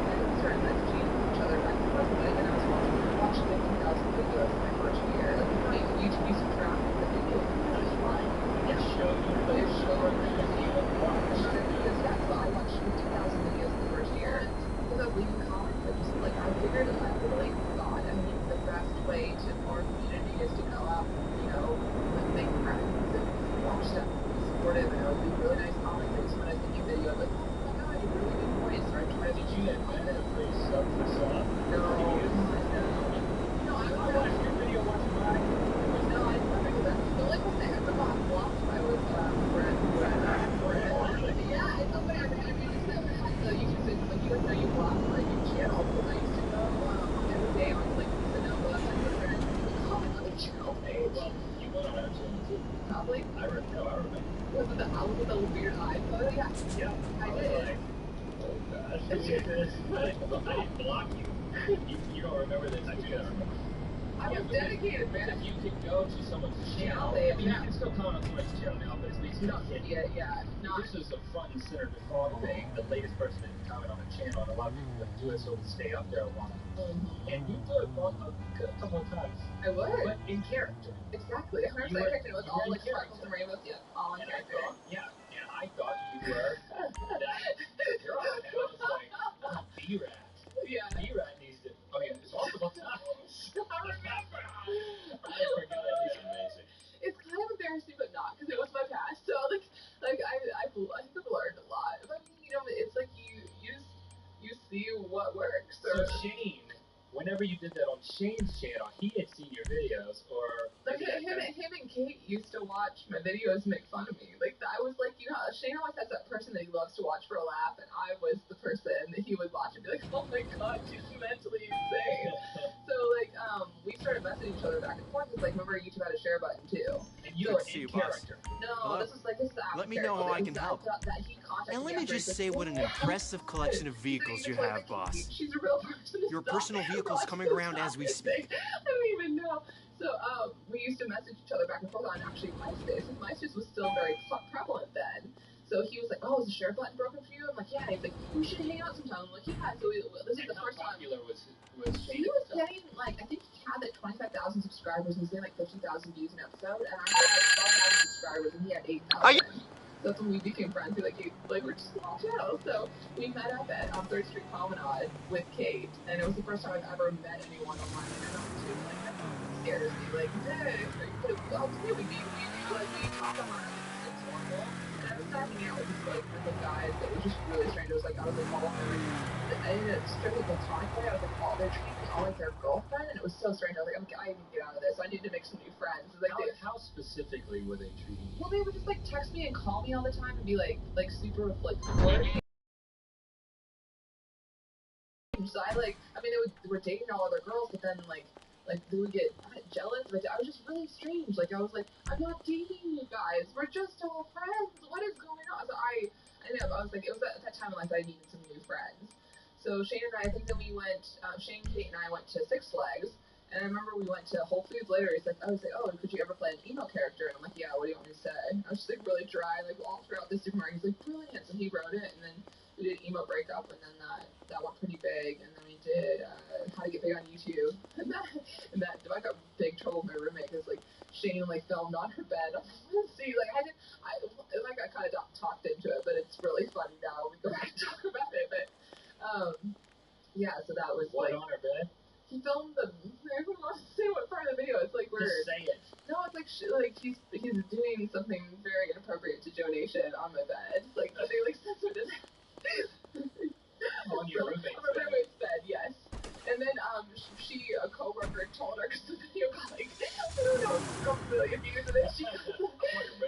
There's 2 dudes in it. What are we doing today? Exactly, that's your house, and like they're filming, and so it's just really. She wasn't the nicest person, but still, I should have asked her. That was like one of my things going back. It was a guilt thing. She was like, well, the thing was, like, I had spells on me. You don't keep shit. It was bad. So at some point in this process, you say, okay, it's time to kind of develop my own. No, Shane's the one that said you need to stop playing content. You need to create a new channel. And you need to, he's like, you can play other characters. It's like, you should create a channel where you play all different things. So I was like, oh, that's awesome. Like, duh, that's what I should have done at the beginning. Was like, do myself a play. That's the thing. So he's the reason I started. 4 years ago? 4 or 5 from a Brittany Lee Taylor channel. So then that's when I started forming that one. So I think it was just because of him that I did it. And the first video I uploaded was like the emo breakup bloopers or something. Like the bloopers from our video. So did you have a lot of success early on because you had Shane who's growing in popularity, who was, you were appearing in videos, then it was crazy. I mean, but before that, I'd been on YouTube for 2.5 years. So, like, it wasn't like, you know, it was really weird. For me, I got really excited when I got 50 subs a day. Like, that was big. Like, you know, my goal was like 20 to 30, where I would try to, like, you know, make friends, and I'm like, you know, What do you need then? That's why I love to keep like a graph. I'm the person that likes like notes and lists. Okay. Like, oh, What do you after? subscribers to me. Yeah. Your And cosmetics I are write down on every morning what my subscribers were, my views were. Your own analytics, in other words. Basically, yeah. Yeah, I was. So Yeah, like, YouTube's nice enough to make that graph work now. back You were then. doing the lines and everything. Awful. Yeah. Line graphing. So I think that, you know, then when we went really crazy, but the thing is, like, about Shane, though, he would kept doing shout outs, and he'd tell people, like, I remember I did a video on Panasonic, and he told people to go say, Life show is me your hard top when you hats can have on the video, anything. but, like, show me your, yeah. He told them there are 50,000 comments to show me your, yes. And I was like, how do I explain this to Panasonic? Like, because your content is much cleaner. Like, you won't say the things that Shane says now. You won't say it. It's different. Yeah, I think that's why my friends were polar opposites. Like that, we both have good hearts, but he's like, you know, he's like dirty and will say anything, and I'm like, whoa, man. I'm still like a little child. Like, I'm like, my mom will get mad at me. Well, what kind of audience have you built? Who are the? I mean, is it girls watching you? Is it a different audience than Shane in some ways, right? And some, I think that, is you know, looking good. Like most of it's from Shane, so I have like my audience is like 83 or 84% female. Body like work between the to ages match of the 13 and driver. 24. So I have all these adorable young women. Like I would say at VidCon, like people get like, you know, they'll come and they'll scram their mind, get in a line. My cute little girls that get in the line, and they're very polite, and they want this like mine's flying, I feel line. Like they're so cute. Like they all run out, they don't, and then they're patient, they wait their turn. Like they're so cute. How does knowing that is your audience impact what you create? I think the best thing for me is like when you start to meet the people that watch your videos. I think anytime that you're tired or like, you know, you on your fourth video that you're editing, like today where I'm like, I've edited 4 videos today. I'm like, and I'm still like have to go home and color correct and do more. It's just deadlines on a couple things. It's like when you meet the people, and then like I had this one girl I remember just last VidCon not too long ago. She was came up to me in line and she started crying. She's like, you left a comment saying I was beautiful, and no one's ever told me that I was beautiful in my whole life. And she's this gorgeous Asian woman, and she's Korean, gorgeous, like absolutely gorgeous. And I'm like, no one had told her that she was beautiful. Like, just the fact that like me leaving a comment on someone's video could change their life like that. Like, I think for me, like I love acting so much, and I love performing. So like, I don't know. I've always been like, I don't really get all stressed out when you're talking with YouTube with numbers and things break. Like, as long as there's someone watching, like I just love the kids. And I think something that just a casual viewer of yours Let's do it. realizes how Hello there. technical you are. How can I help you? I guess you get a collection like this when you're the majority shareholder. They're actioning that request right away. Your personal vehicle will be there anyway. Editing and all of that is something that I do. hands-on, right? I just started to hire. I'm training, and she's brilliant. I've been training someone to help me just with the editing on like the beauty videos, just because it's just like, you know, an extra 8 videos a month that I just need help on. So, but I mean, yeah, I'm gonna write and produce and pick up props and film and do everything. And my friends technically minded when it comes to those things. I love it though. I have my friends that go, oh, I just want to act, just whatever. And I'm like, I love every part of the filmmaking process. I love the shot list. I love filming. I love editing. I love acting. I love the finished product. I love it. I always say I'll bleed for it. If I'm passionate about it, let's do it. It's ready to bleed. At what point did has this come? Did you say, okay, well, now that's what my career is, and that's what my career goal is, or is there still this sort of side dream, or bigger dream beyond YouTube to be like, okay, I do want to parlay this into my career? You know what's so funny? Like have you ever made a goal sheet, like of goals that you have?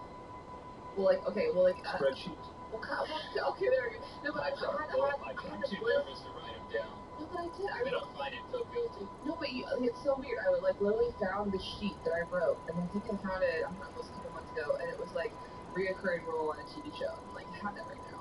I'm like a national TV commercial. I'm like, I have that right now. I'm like, all these things I've written down. I was like, check. A manager that believes in me, check. And it's like, I realized at that moment that I'm like, I'm like, I do what I love. And I'm like, I don't care if this project is on YouTube or it's a film or it's a TV show.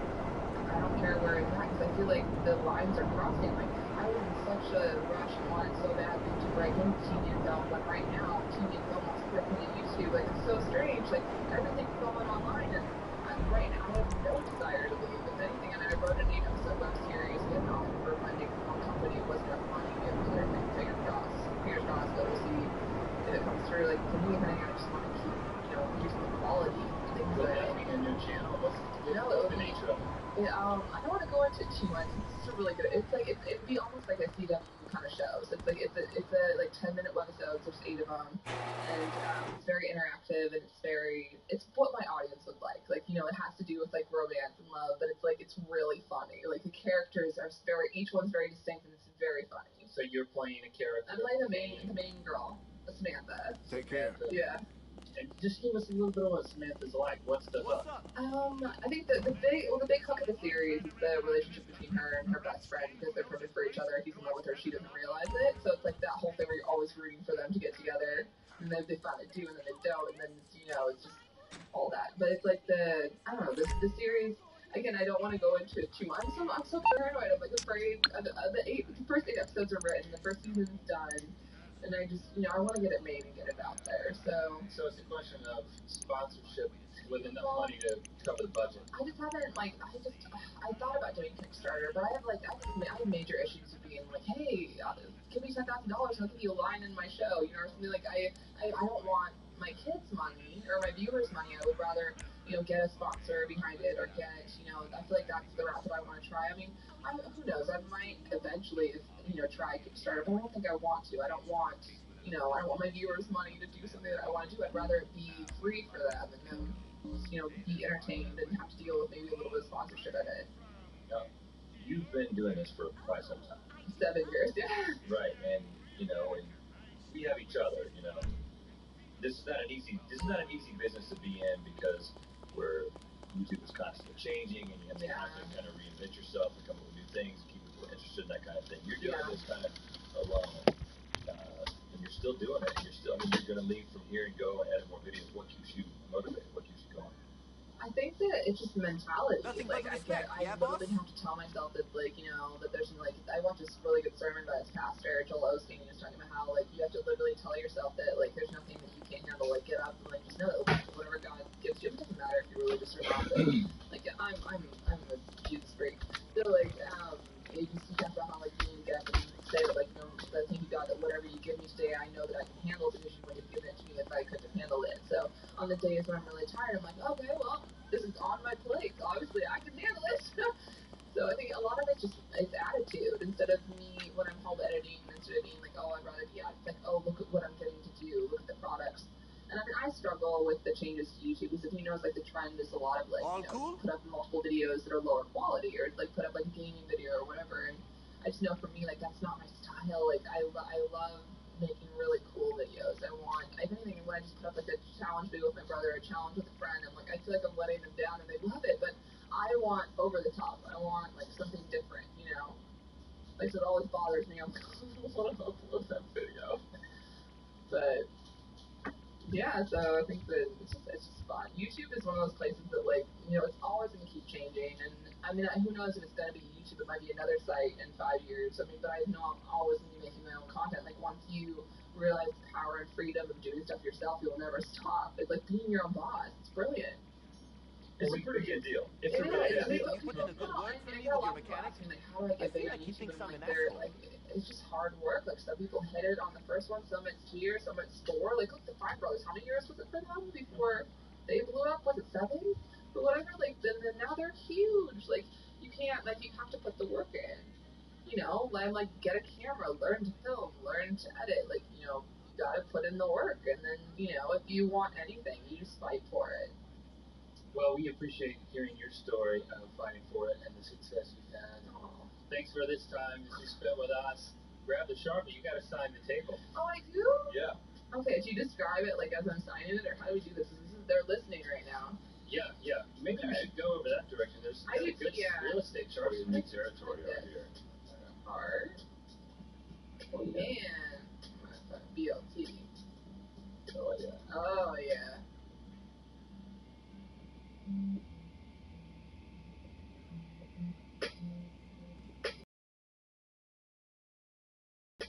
And that was our ear biscuit with Brittany Louise Taylor. Thank you to Brittany for sharing her story. You know, the thing that struck me was her sheer tenacity in creating her YouTube presence. She had something on the live streaming platform, and interestingly enough, she had pre-taped segments. That was, you know, it was very YouTube-ish to do that, to take a live platform, but to have these edited pieces. And so she actually used something that was made for YouTube and did it somewhere else, which was made more for live streaming. Well, and also going back 8 or 9 years and doing anything that had hundreds of thousands of people that were interested in it, that is just unheard of. I haven't ever talked to anyone who had that kind of success that long ago. And then it was shut down, and she had to basically start over on the YouTube platform, and she did it in the tenacious way that she did it. First of all, she did it in character, but then she stayed in character in the comments. Like, I had totally forgotten that she had commented on her channel, man. And I remember that vividly. I do remember it. Like, I mean, I He's, interpreted her character as excited being a about the stalker, next like cop. someone who's a little too into what we were doing to reply to. I was a little concerned. But she was in character. Yeah, That was the great thing about it. And she commented on everybody that commented on her video.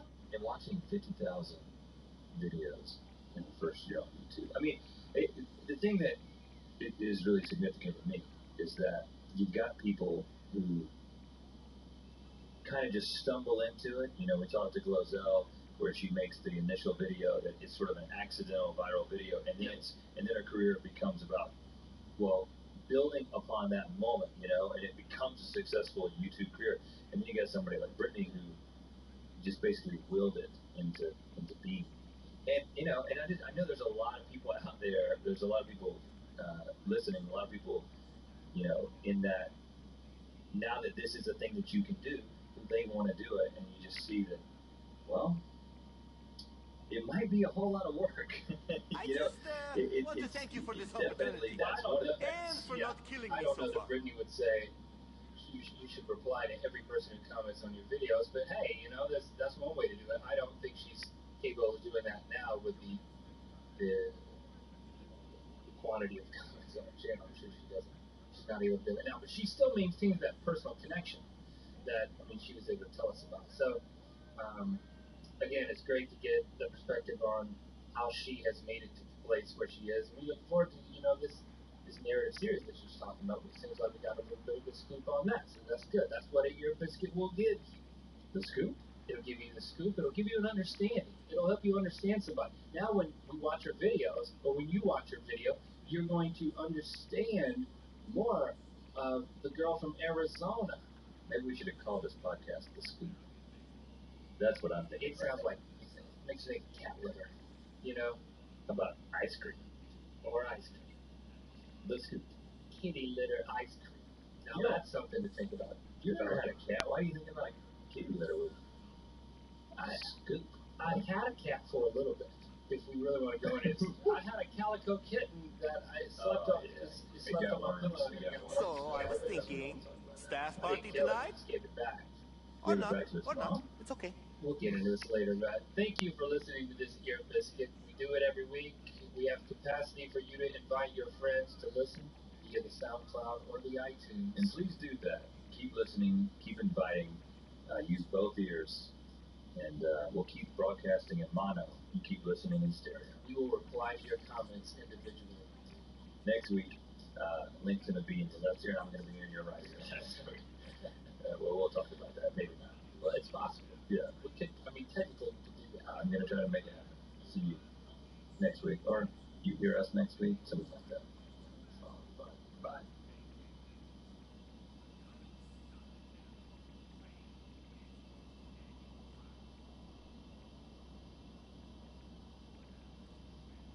This is mythical.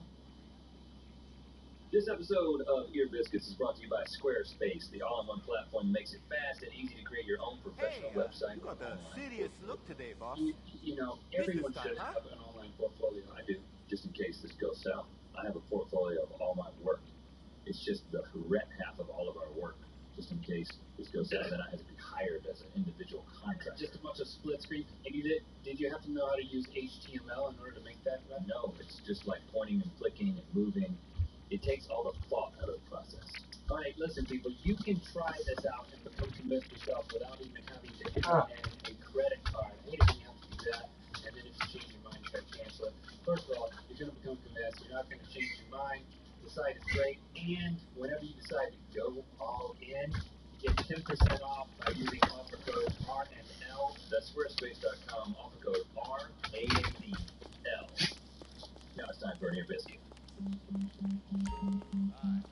Welcome to Ear Biscuits. I'm Rex. And I'm Link. This week at the round table of dim lighting, we have Mr. Peter Shukoff, known internet-wide as Nice Peter.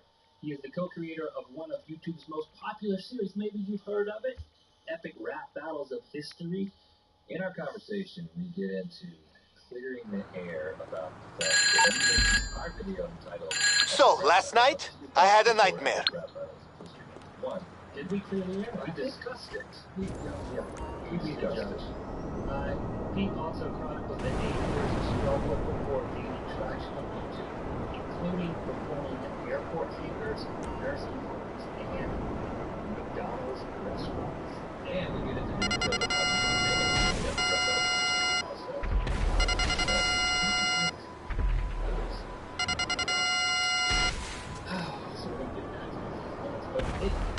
recorded this a little bit in advance, and as you are listening to this, Brett and I are both back in our homeland of North Carolina, celebrating the holidays with our loved ones. I hope you're doing the same, celebrating the holidays of your choosing with the people of your choosing. No pressure. Get yourself some cover! We'll do what we can. And this has kind of become our, tradition. A lot of people, when you live in Los Angeles, as we have done now for 3 years, a lot of people ask, well, so are you going home for the holidays? Because no one is home. That's the thing that you learn is that no one is home. You take it down? You need a Once you do, find the shipment schedule so we can locate the rest of their equipment. Go home for the holidays, and then we've never experienced it, but we have heard that Los Angeles becomes like a ghost town. There's nobody on the road. Tumbleweeds on the highways. Yeah, everyone just evacuates and goes home to their respective places across America and the world or whatever. So and then the elves come in. So when you come back to LA in the new year, there's blue shoes at your Once you figure out where the other shipments are, destroy as many as you can.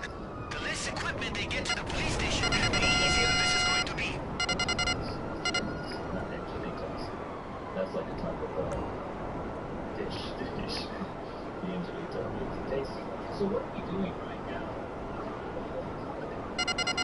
Well, I like to take that when I go back home to eat at various places that I don't get to enjoy.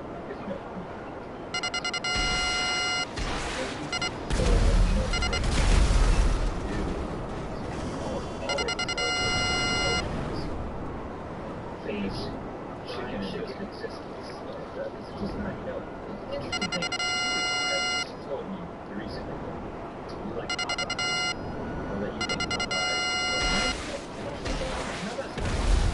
is West Coast imitation. I don't think, I think that stuff like chicken, the red stuff. And they got a new sauce. Yeah, well, that's because I got a friend back in North Carolina. Lance, good friend, and he likes to text. Lance is the voice of the director and the first banner commercial. So he texts me and he says things like, he texts me a picture of his new software. It's like, by the way, should have just been FPS. I started the important thing is the sauce. The less important thing is the rest of the product. Yeah, so I text back, I'm like, gotta try that one. What's the new position? So the first piece is like, yes, I like honey mustard. And then he goes on to describe his new position, his new job. So, well, and you kind of reflected that. I told you, what are you going to do spend when you're going home? Presumably the answer is, well, I think I'm going to spend quality time with my family that I haven't seen here. And your answer is, Yo, that was great. Gonna be a... and eat fried chicken and dip it in your sauce. I'll be with my parents. I mean, they'll be at the boat. So... I can do it'll be the same as that. Now, what about you? Because you have... I'm going to Bojangles too. Absolutely. I might see you there. Sadly, I have to a lot of my family members. That's not... I don't know that. Pretty much just my parents, you know, wife's parents, you know, brothers and sisters, I guess. But you, it's weird of living elderly. You've got like a great-great-great-grandfather that's still living. Yes, he's 182. And all he eats is bacon. That's right. No, but you seriously do have a lot of people doing pretty good. And my mom's mom, Nanny, is doing pretty good. We're going to spend a lot of quality time with them. Let the great-grandchildren get them in college. And your mom has a husband, and your dad has a husband. Dad has a wife right there. So this is quite a situation that you go back into. Right? I'm like a gypsy when I go home. It's like me, my wife, my 3 kids, and we just like itinerant, moving from house to house, spend a little bit of time here, a little bit of time there. It's really exhausting. I'm not complaining. It's blessed to have all of these loved ones to want to see us, but it's exhausting. One thing we did to help simplify things this year I'm very excited about is we rented a car. Now, you know the Chillin episode that I told you, that was probably last January, about how I borrowed my father-in-law's truck, and I told the whole story about how I messed it up. But you can, I don't want to do a repeat of that. So I've rented a car, and so now we don't have to go through the logistics of car handoffs. When you have 3 children and it's 5 of you, I mean, it's a challenge to get picked up at the airport, get moved around. you don't have your own transportation. It's weird when you become excited about renting a car. Oh, I love renting a car. I feel like I got a new car. For a little while. It smells new. Almost something. That's all we got. Smoke. Yeah, everybody be doing questions. How we going to Bojangles? You go to different houses. Where's the best houses at? Every place has like a signature dish. Really, we're going to Christy's parents' house first, and they, Mr. Bobby, that's my father-in-law, he fries these shrimp that he gets from Mr. Bobby. He gets from Hey! He wants me to call him Mr. Bobby, so sometimes I call him that, but I think it's kind of weird, so I don't call him anymore. He gets like, hey! I just call him, hey! Looking forward to getting Merry Christmas. Whatever, dude. Listen, you're a 35-year-old. I don't. You know, like, sure. This is the year. This is not about me. This is the year. This is about him. purchase. When you see him, shake his hand and call him Bobby. I'm just saying that I can't do it. Call him Bobby. I can't. Do it. I can't do it because Hey, Bobby. it's not about me. If it was about me, that's what I would do. But this is something that he thinks He doesn't need to hold that over. is 35-year-old. it's a sign of respect. He calls older people Mr. and Mrs.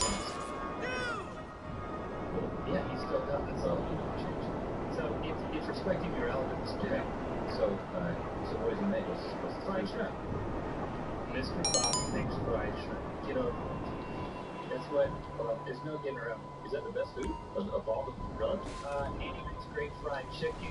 My mom makes some country style steak you can die for. Maybe you want to slap your mama, makes the best that she made it. Slap her. That's just the thing. My dad makes ribs.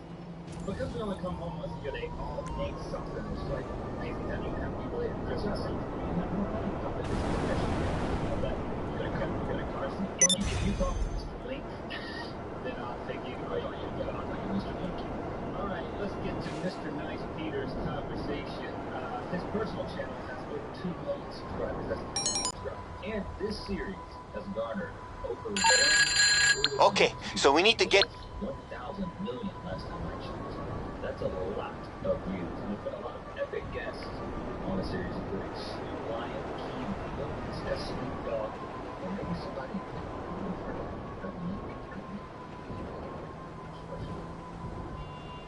So here we go, our time. Like, what happened last night?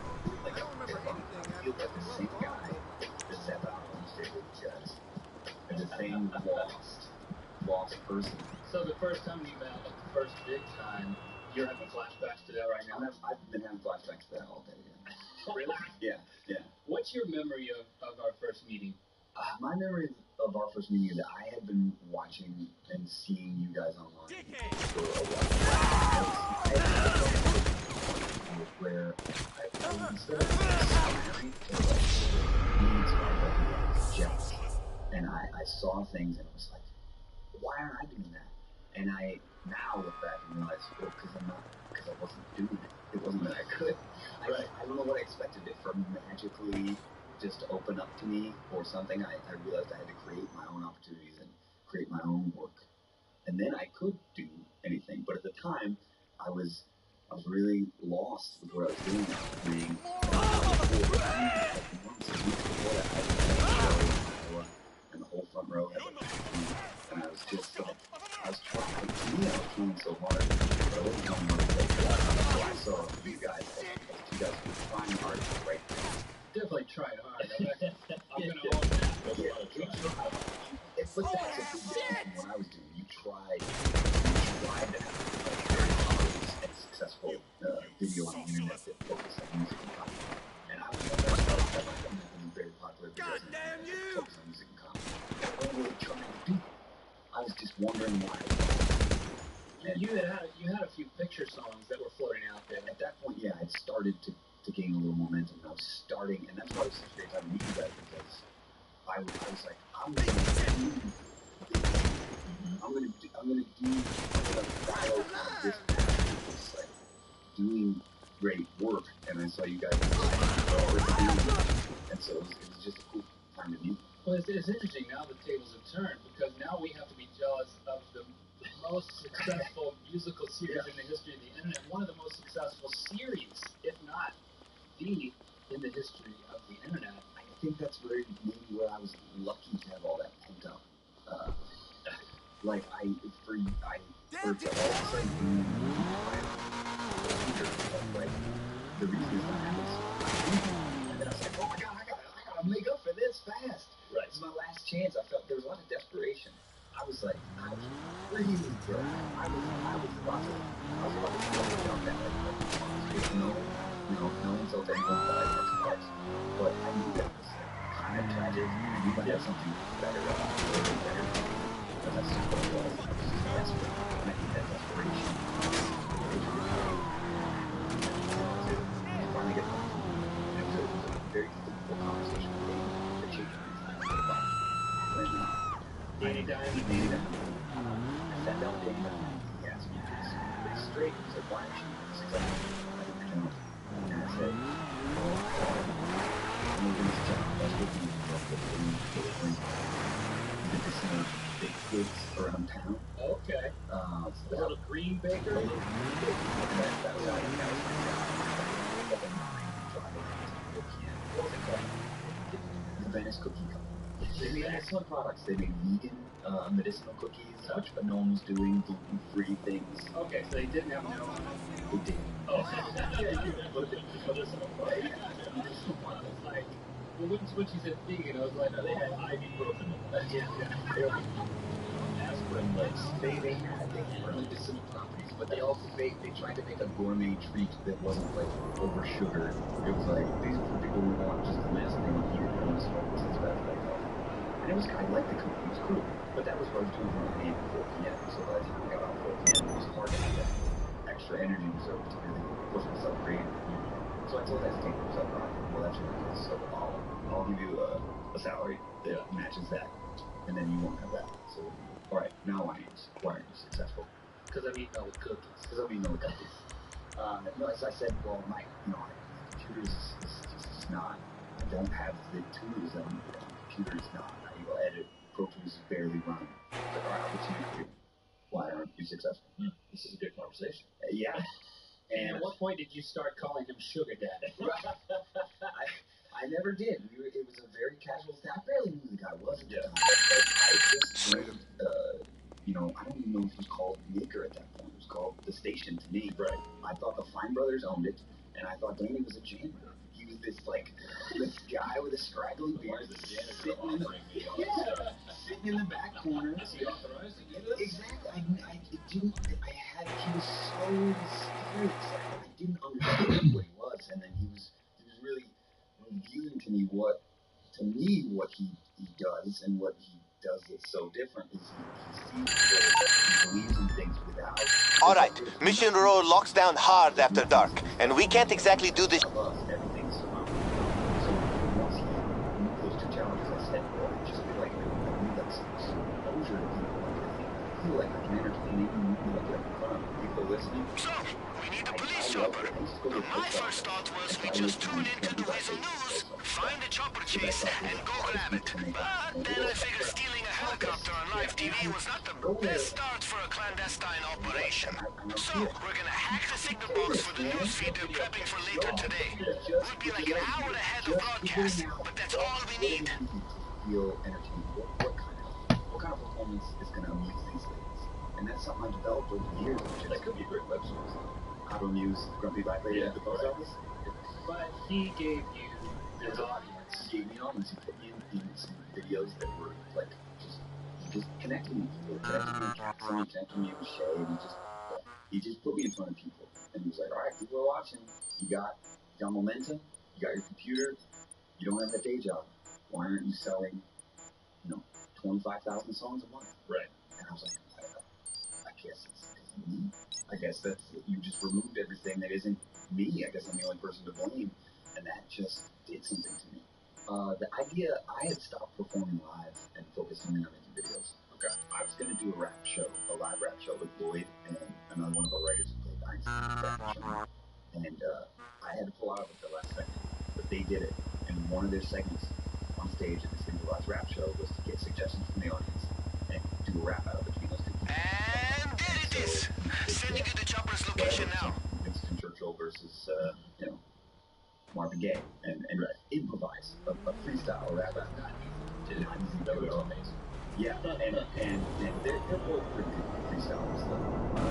And we came over my partner. We used to work on music that was had gone. And we were working on something, maybe a rap song kids or something. Hey, so I know you know what you're doing, but unless you want the entire LSPD chasing you, take your time in there. You know, be stealthy and shit. And we freestyled about it. And it was horrible. Like just the two of you? Just the two of us in my apartment. And it was horrible. It was really, really bad. Give yourself up! I was searching for every component I could. That's part of my need. I was determined to make a living. You see the police chopper up there? That's the one we want. Pictures on guns is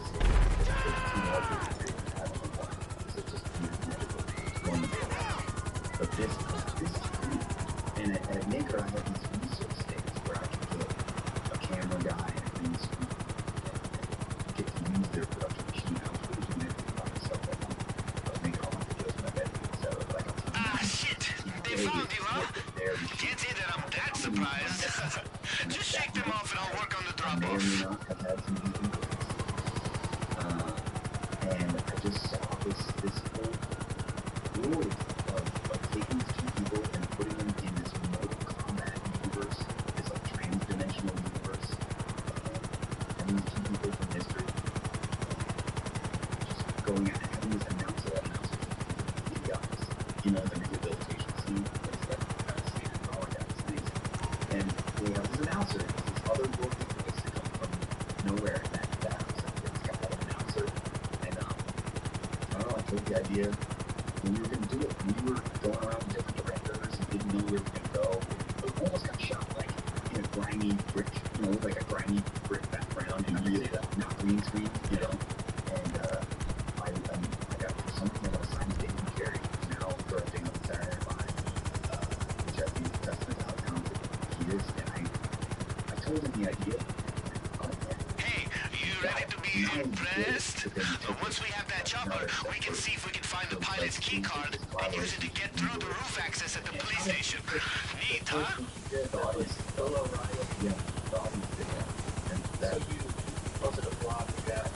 I posted a blog, and I asked people, I didn't quite have to write that at that time. I went back and watched it, and I said, we're going to do this incredible rap battle of history. So if you want to see, and we got maybe 50 suggestions, maybe 100, and Bill O'Reilly versus John Lennon just stood out for me more. I think he was like, I'm excited to play John Lennon, and Wood was excited to play Bill O'Reilly, and that Bill O'Reilly freak out video was really circulating. Right. Yeah. And I was like, this is it. We're gonna make fun of his videos. We're referencing the internet, being self-aware.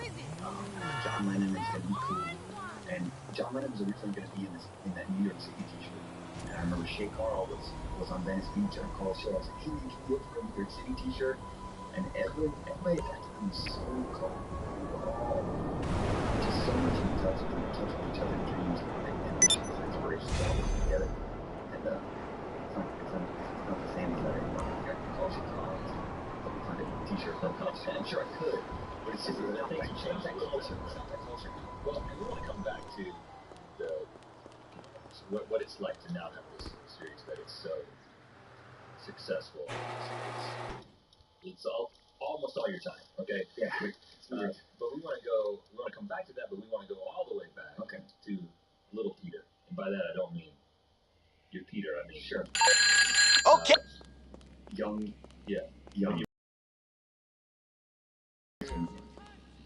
Okay. It's cold there. It is cold, yeah. It's cold, but it's all right. It was great. I lived on a dead end street. That was nice. Okay, who you grew up with? Both mom and dad, siblings? Mom and dad. I have an older brother. How older? 5 years. Okay. And that's it? You and the older brother? That's it, mom and dad. I had grandparents that were very cool. My grandparents on my father's side from Russia. They were cool. They were friendlier than my grandparents on my mother's side as a child. And they lived in a greenhouse. And my mother's So, just a heads up, there's no way that corrupt IAA agents and gang members are just gonna let you steal their shit. So, yeah, maybe reload. And I find I wasn't raised with any knowledge of race. I remember being in like 1st or 2nd grade and realizing that the fact that the person sitting next to me was a different color had deeper meaning than that. Even my parents and my grandmother because of that. Because the rest of my family has that weird, like, not racism, but kind of like those people kind of vibe, you know? And that, I'm not fair to them because they've all, they don't know that generation down there, but my grandparents, my grandfather, brothers and sisters had that classic, middle America, like, more big. And for some reason, I was really good at that completely. I took a black girl to the prom. Actually, black girl took me to the prom. My parents didn't bat an eyelash at it. It wasn't even, they didn't even go out of the way to say this is okay with us. It just wasn't. It didn't even talk about it. It wasn't even weird. No, I'm always grateful for that. Is it true once you go black, you never go back? I know that's not true. I've met your girlfriend. It wasn't true in this case. But it was like, I don't know if you're still dating her, but I am. Okay.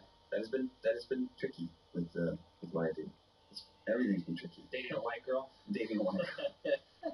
No, but so I grew up just with, I think, an open mind, and I was encouraged by my parents to be creative and to piano lessons. Were they musical people? Oh, there's no. What do they do? They're both lawyers. Really? Yeah, yeah. They're actually coming to here for Christmas, and they've never been out. Really? Yeah, never been out to visit. 2 lawyers married all these years. Yep. That is something that's real. I know. But they thought that for whatever reason that you should. Yeah, we had was it were you self-motivated? You like your kid says I want to make I know how weird that sounds. I'd sit in the car and play and just have out my keys and make different pitches. And I just thought, as a kid, I've been imagining anything to make some noise, to translate things that I hear. So that was something I was good at. I think it was all, as you mentioned,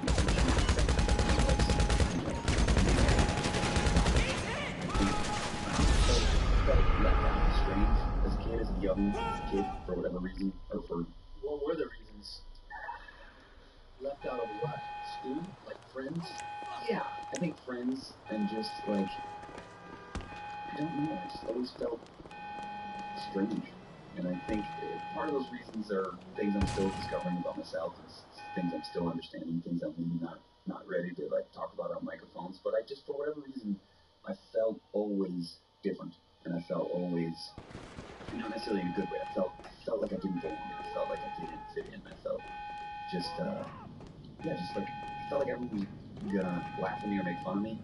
And so I very early on, purpose. People are comfortable about some kind of turning the thing of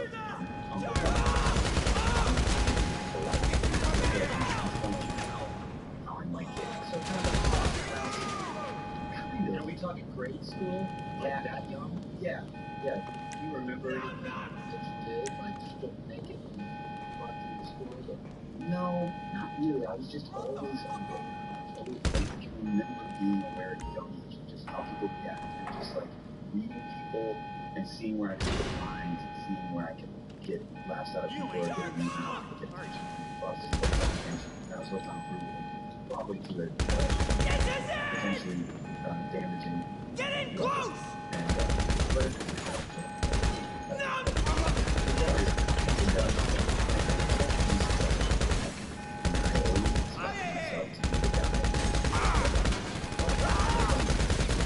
And that was something I carried in my 30s. I'm 34 years old right now, and at 31, I was that guy. I was like, that guy could have been something, but he just kind of fizzled up. And the girl I was dating at the time started asking questions like, so what are you really going to do? And that was disheartening. So even back then, you had the... Did you get in trouble a lot? I'm coming for you! I got paid for... Yeah, I mean, I got in trouble with a lot. I was constant. Go to hell. Hit the deck. I was 6 years old. You ain't got sense, but this other dude, and the two dudes in the Irish dancing troupe was there. So more dudes joined the Irish dancing troupe. So we had to do the Irish dancing. It was like 12 guys. And is this like the dancing when the arms are straight down? I was in a kilt and all, like rain dancers. River dance. It's on the legs. It's on the legs. And it's that confidence that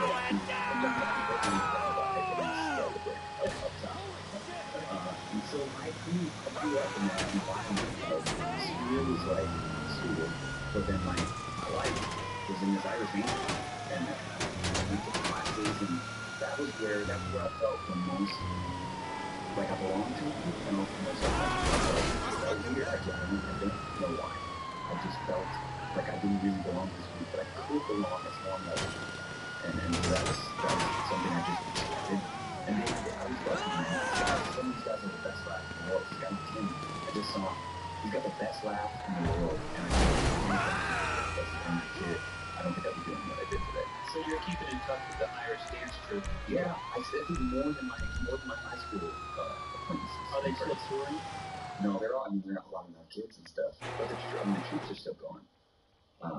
So that got. I didn't have stage fright ever, because when I was 8, I was in front of my 3rd grade class and I killed dancing at my elementary school. Yeah, that'll knock the dust off your inhibition, I guess. In all of March, we would go into nursing homes and shopping malls. Those are good crowds. Nursing Great crowds. We have performed in a nursing home. I'm not kidding. Remember that? No, in the band? Yeah, like a youth group. Oh, yeah, like a church thing. Yeah. It's good for society. It's great. I want to do more stuff like that. Of like just making people really need to be entertained, giving them some entertainment instead of the people who, I don't know, Darth Vader, Charlie. Yeah, exactly. So I just didn't have stage fright. I did feel weird about myself. I was very motivated to learn how to be funny. I think I'm relatively smart, and I just kept learning about how to entertain people. At the same time, when you're thinking about, because we talk about this, just where we're from, we were being funny, but we didn't know that being funny would be a career, so there's never any, this is what we do for a living, necessarily. It's like, we're going to get real jobs, but this always be funny. Were you thinking about what you were going to do at that time? I don't know. I was always performing, so I think so. Because then just after that, with a lack of stage fright and an ability to entertain people and an ability to be funny, I started doing plays and like getting more into it. Okay. So I think I was always. It was the only option for me ever. And then in high school, my friend Ben, he said, "Man, you gotta do something with this. If I don't, 20 years from now, I don't see you on stuff. I don't see you on TV or something. I just don't know what I'll do with myself. I don't know how I feel. I'll be so let down." And so was that conversation with Ben got you up and down? It was huge. As I was in high school, it was huge. It stuck it rung in my head. It still allowed me to. I've never been able to give up because of little things like that. So what did you do? Anything I could. I discovered the guitar in junior year in high school, and still in New York. Yeah. And I went to an arts high school, a public arts high school, so that was great. I got to be in musicals and plays, and I was always It's time to roll, partner! I mean, boss. Start heading to Mission Row in that chopper. I'll call you once you're on your way. I might actually know some stuff. I don't know.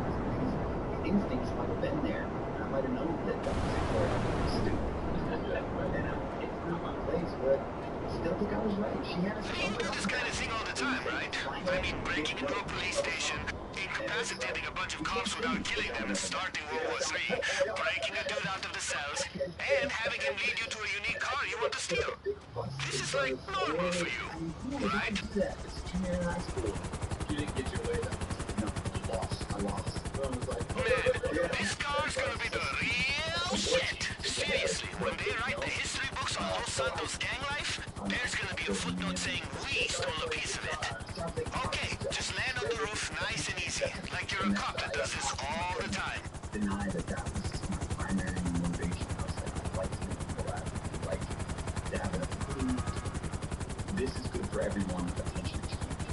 I imagine you immediately went into 30 clean covers and things like that. Okay, you made it onto the roof. If you see any cops, incapacitate them before they see you. Remember, you've got a key card to get you through the entrance up there.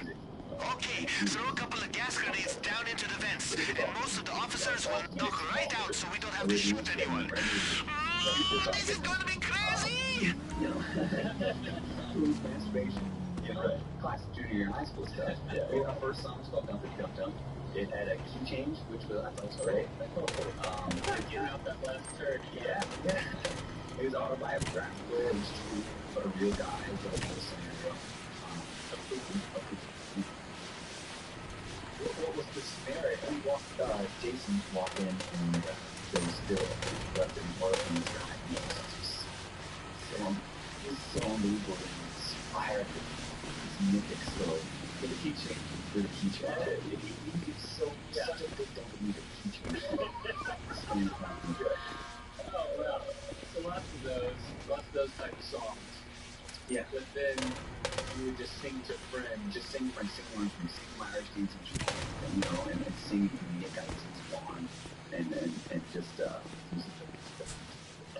he started out I got into it late, came in late, quick. And now he designed buildings that are huge. That's self-sustaining. But that was doing something. I gotta thank my mom for kicking me because that definitely was a serious trajectory in my life. I was performing with abandon from a very young age in a group that encouraged and fostered my sense of humor. So what was the next point after the guitar and writing the punk songs? What was the next point on the site? Yeah, like what happened next? Oh, at some point you started doing stand-up. When I went to college, I left my guitar at home first year of college, but it wasn't the songwriter. I was You got your armor on, right? Because we're stun guns only from here on out. I'm not doing 20 to life for a car, and they will shoot his ass if you start shooting. My homie is in the cell on the lower level, so we'll find the cell key on the way. And I was going to become a teacher. I was going to become a history teacher. And once I find out around it, and then sophomore year, I auditioned for this improv troupe. And I got in, I got my guitar back out, and I started just performing. And we had cool theaters once a month. It was like a 500-seat theater. it was actually a good college improv show, and that changed my life again. So that was cool. So you broke out the fart songs. No, then I started getting people with good comedy songs. The first song I wrote of this new era in my life was about one of the cast members was leaving, and so I wrote this really heartfelt song about her leaving, but it was fun. And that's where I started to discover that voice of talking about something that's real. I mean, the poop song is even real. Right. That's a part. That's a part. That's a part. But now I started learning how to write songs that dealt with emotions, dealt with feelings, and just letting a feeling inspire. And then the writing process was so much easier. When I said, what am I going to write about? It was like, I have to write about this. I feel so much about this. I have to write. I'm going to use my abilities in melody construction and humor to make it more palatable to people. But it was more about listening to this muse in my head. And that improv. But yeah, a lot of the older members left, and me and 2 other members kind of became creative directors. You get the keys? Then get your crazy jailbreaking ass down to the basement and free my homie. Be careful though, the gas won't have made it down there, so the guards are still going to be conscious. You'll have to incapacitate them. Now once you get down to the cells, we got to get them open. I think a computer nearby should be able to override the security. You kind of carried that into stand-up. Like, you're a musical comedian. Yeah, that's something I didn't really know, that you weren't a musician first and then that made it. No, when you started looking at music, it was for comedy. And really, it was for attention and approval. And when someone laughs, you know, Hey, over here! You Jamal's partner? Then let's go, baby, let's go! Okay, I know the code to the back door. Let's move. I just gotta get to my chopper. Oh yeah, did I forget to mention? King Tiny has a chopper, and that's his plan to get out of town. Podcast must be taking off for real. You just gotta get him to take off. Yo, I can hear the sirens from here. Remember, we got those weapons stashed outside just in case things go south.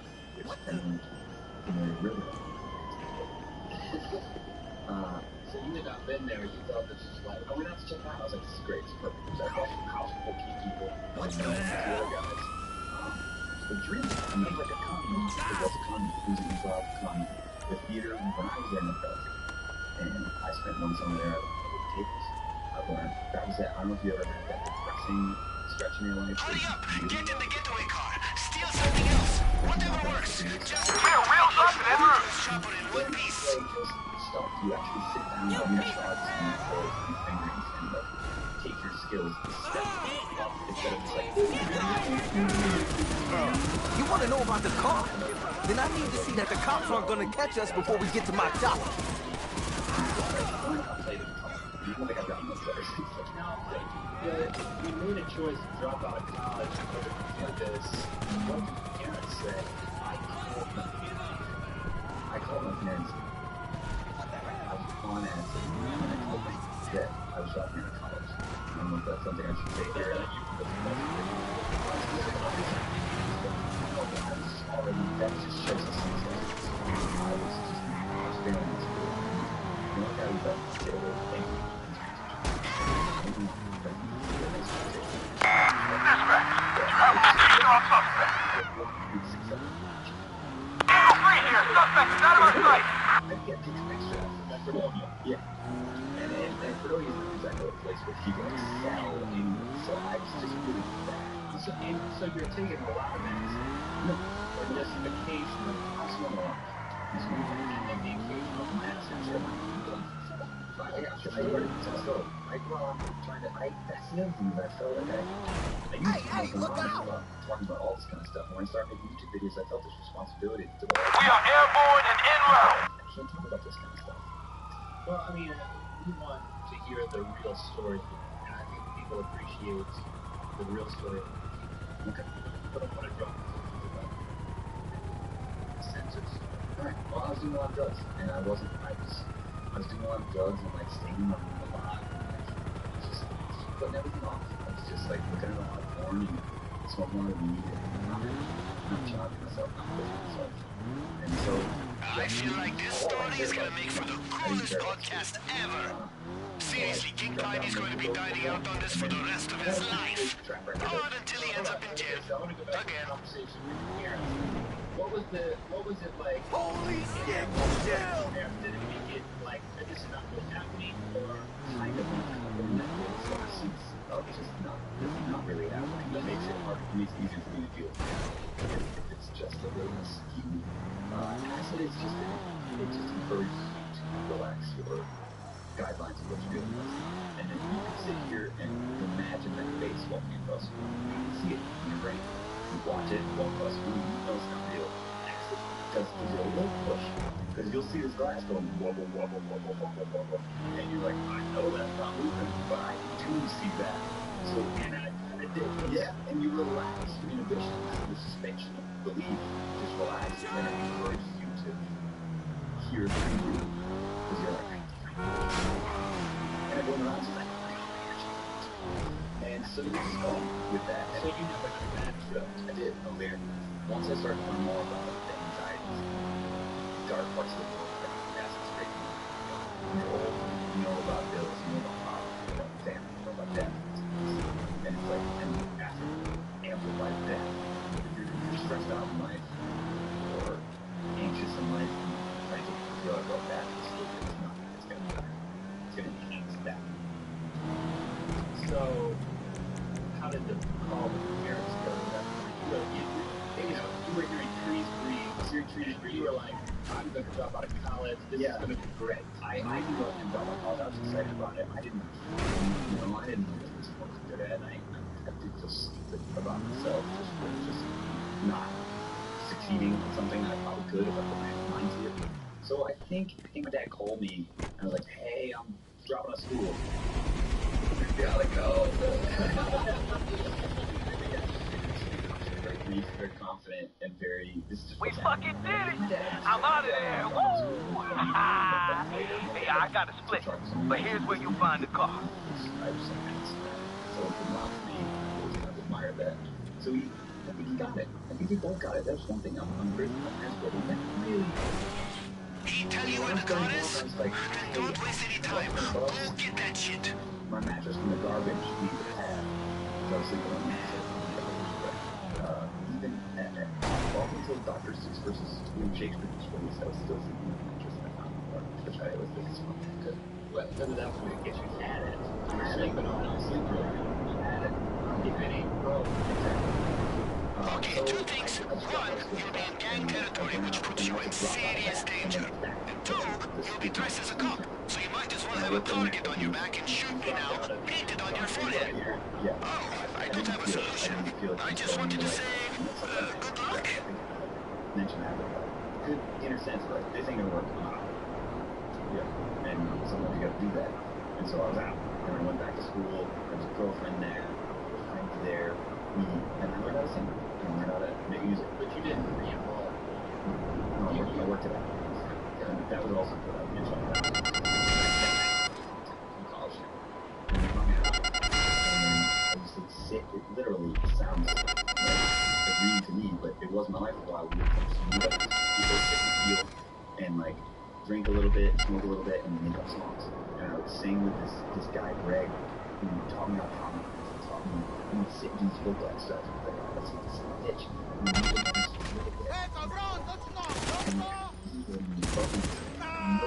it's not Luis fucking hit! Shit! All this stuff and just okay, and I started to really improvise, sing boldly and not know what I was gonna say next, but it didn't matter because it was like it had momentum and people were laughing, and my girlfriend at the time had this great laugh and she loved to listen to music, and it was just a great time. And I left it all. We are actually the most epic motherfuckers in the city. Once you get back here with that car, and we get a guy to repair any damage, and my heart rate goes down, we should get a drink. If you want. Or not, or whatever you think. Whew, my heart. People that we were running that interruption, so the creative directors, all three of us, we got strong, we got the fucking together. And we all just started getting around, me and Boston, in Chicago, joined the club and big and just started pursuing it. And then that and I was working at a restaurant during the day, lunch shifts, and just doing improv that next week. While you were doing that, what were you trying to do? I was just aimlessly following this thing in my head that in high school that I had to be on TV or else I'd let him down. And he was like my best friend at the time, and for some reason, my friendship with him erased that feeling I always had, like feeling left out and feeling like I didn't really connect with male friends. My best friend as a kid, it's just weird. There's something weird in there that I haven't even quite figured out, but I felt just weird and alien. This friendship, I felt not like that.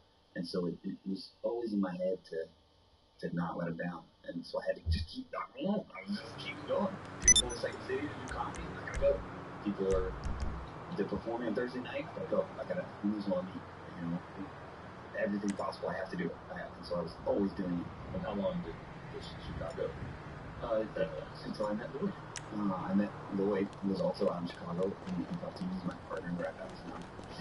And we met at a party rapping on the back porch. And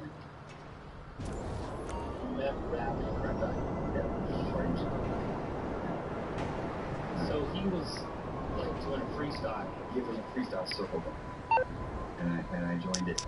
And because of my experience in college, I had this boldness to just say stuff. And I might not be able to get it to a rhyme, but if I sell it, right? Hello, you're through to Pegasus Lifestyle Management. How can I help? I can't think of an example. Great. The aircraft is waiting for you at our nearest airfield. We trust you'll be happy, madam. Lloyd's touring improv troupe. And that's when I got my first taste of getting money for doing what I love. And I was stoked. I was like, I can't do anything but this. And we're all around the Midwest, primarily at colleges, and that can circuit. And we would show up. Some shows were sold out. So it was a huge audience, like dying to see us, love it. Some audience would be electric in Dubuque at noon, in a cafeteria.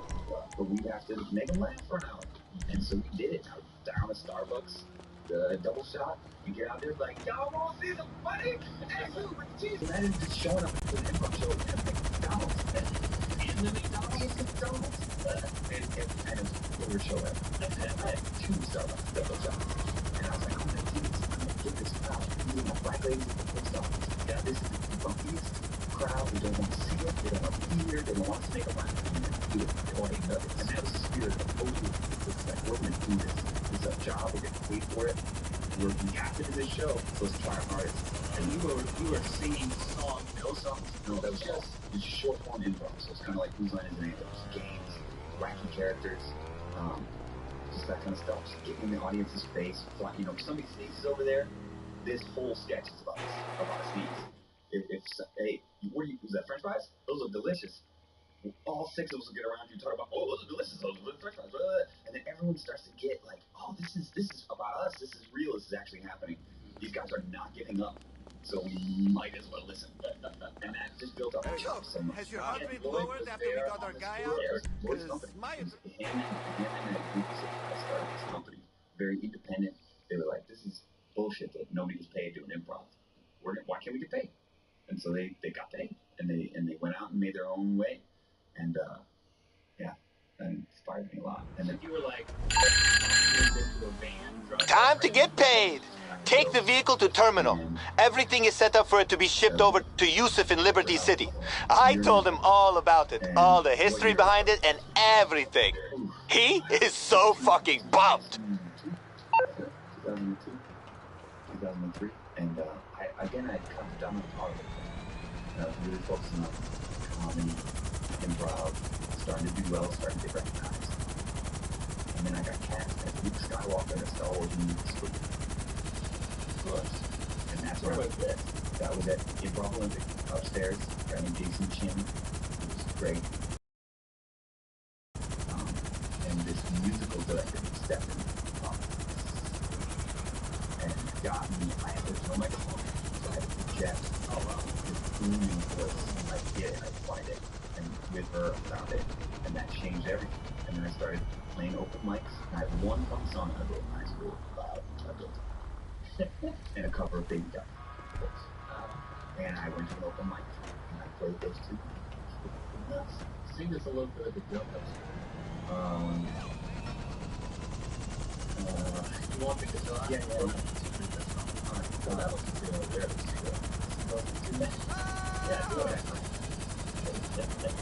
He's like, as a between the song, his eyes are going around the guitars. It's awesome. performance on your business. The film is 5 years.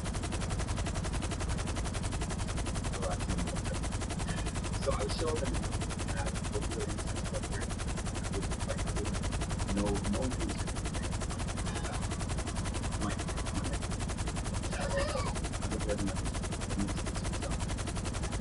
And I build it up, and all of a sudden, just like the dinosaur who plays by the guy, in the boyfriend who plays by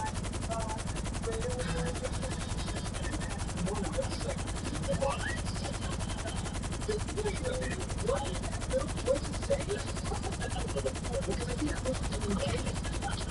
I didn't start growing up until about 3 years ago. And this is yeah, exactly. That moment of, you know, build up, like nothing gets quiet at the time.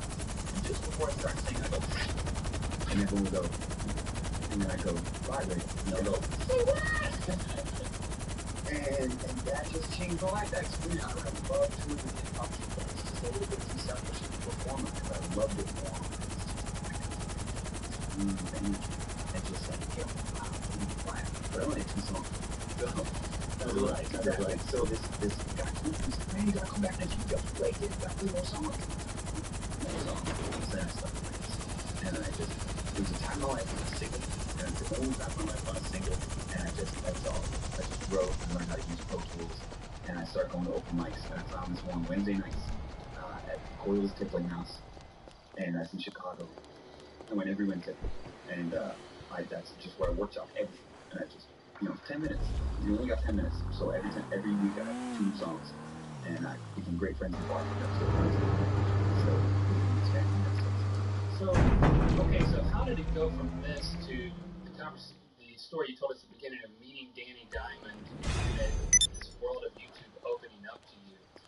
Because you said he introduced you to Kasim and well, I guess there's a little bit in between that, because I did start to become a real successful at that. And I started touring regionally. I pulled back out of the improv troupe because again I felt it was getting a little emotional and intense. The guys, some of the relationships were combusting a little bit, and I was like, I'm out. I'm more focused on music. I got to put a band together. I met this girl who played drums for me. We ended up dating. I met this guy who played bass for me. We put a little freaky together. Tour and play shows. Jamal brings 15 of them at that point. I put this invisible barrier on myself and never really strive to become really successful. I don't know what it did. I was either stupid or lazy or not focused, or I maybe helped me the right come away. I had guys helping me get shows and stuff, and there was a guy in England who kept me going for years after I would have given up, because I would go to England and those audiences were awesome. But people just stopped listening, and I expected the world to give it to me. I didn't realize that I had to give it. And so, by the time, I did that for 8 years, and I played every place I was still an airplane, and then gave me parachute jumps. I got to skydive for free because I played the night before. I've actually played in 4 airplane years. You're like a skydiving fiend or something? No, it's just a good market. It's a good market there. I used to play. The acoustics are great. The acoustics are great, and the guys are wild. They have a high. My show got racy, got raunchy. It got real raunchy, and like my mom didn't like any of my music, and I shouldn't care about that. I didn't know somewhere there's a double brain kid, and I toured on that. And I became this sweet face and a really very. You need something, huh? One of your rides? Let me know. What was the raunchiest place that you went once? I used to do sexual therapy. I'll bring it by. Issues with sexuality, and I just would talk about everything. I'd talk about, if I was having trouble with a girl in bed, I'd write a song about it. Rap. And, I wrote a song called The Mystery of the Clitoris. And it was this long... It sounded like it would be helpful. I think it was a little bit helpful. I did my own therapy for myself, and I shared it with people, and I think it made everybody feel comfortable. This guy's talking about having troubles keeping an erection. And I felt like that before. Why can't we talk about it? Why can't we laugh about it? I think it did appeal to a certain cross-section of people, but I was stuck in bars, and I was stuck on money, and that's what was stupid. That's part of what I did. So there was like you said, there was this visible barrier against success that you can't really quickly?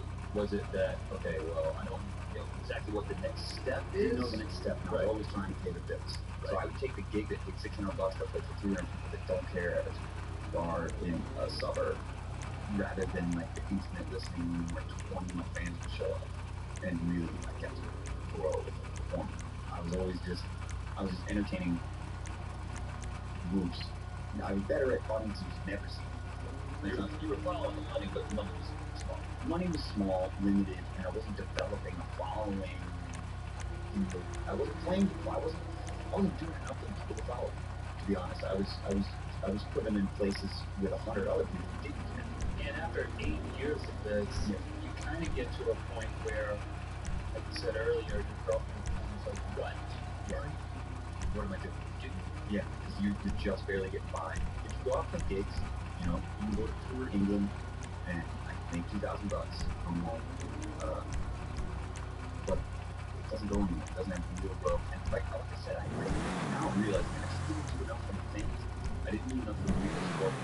So how low did it get for you? I played a Christmas party at Pilates instructors, and she specialized in senior parties. And I played an acoustic set in the corner of the living room. And this was probably about 4 months before you guys knew. Were they doing Pilates? No, it was their Christmas week. So, and they were older people? 70. And you were singing about the Killers. I sang, I did the instrumentals of those songs so I could amuse myself. I was like, if I was singing these words, and I sang How Much Is That Dog about 3 times. They love that baby. Oh yeah.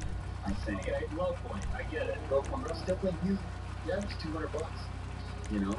And I was still doing it. I was doing every Monday night at a bar in Playa del Rey.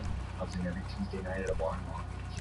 I was out here. I got a job at Break.com. The regular, so it was what necessitated. Okay, so why did you tell it? Because I was like, Chicago was a great place to give up on dreams.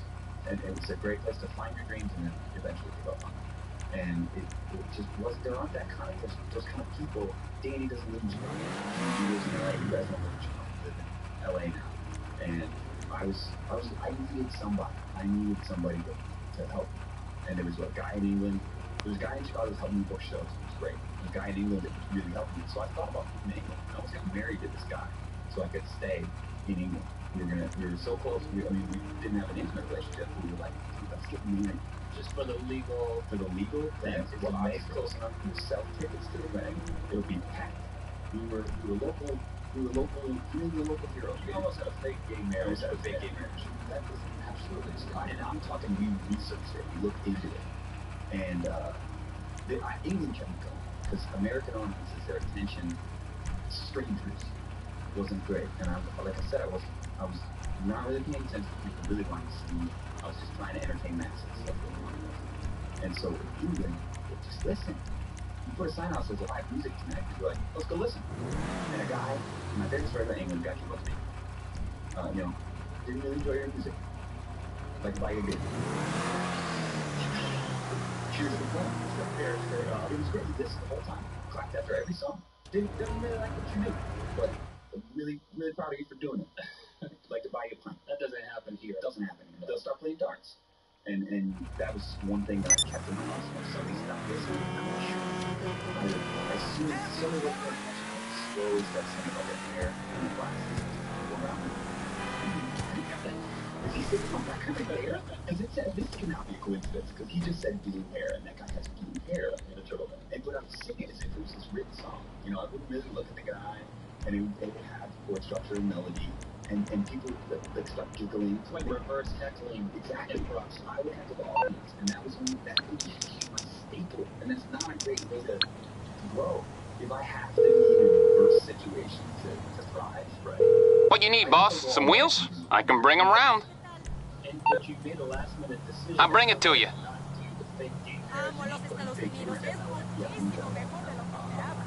The girl I was dating at the time encouraged me to get out of Chicago.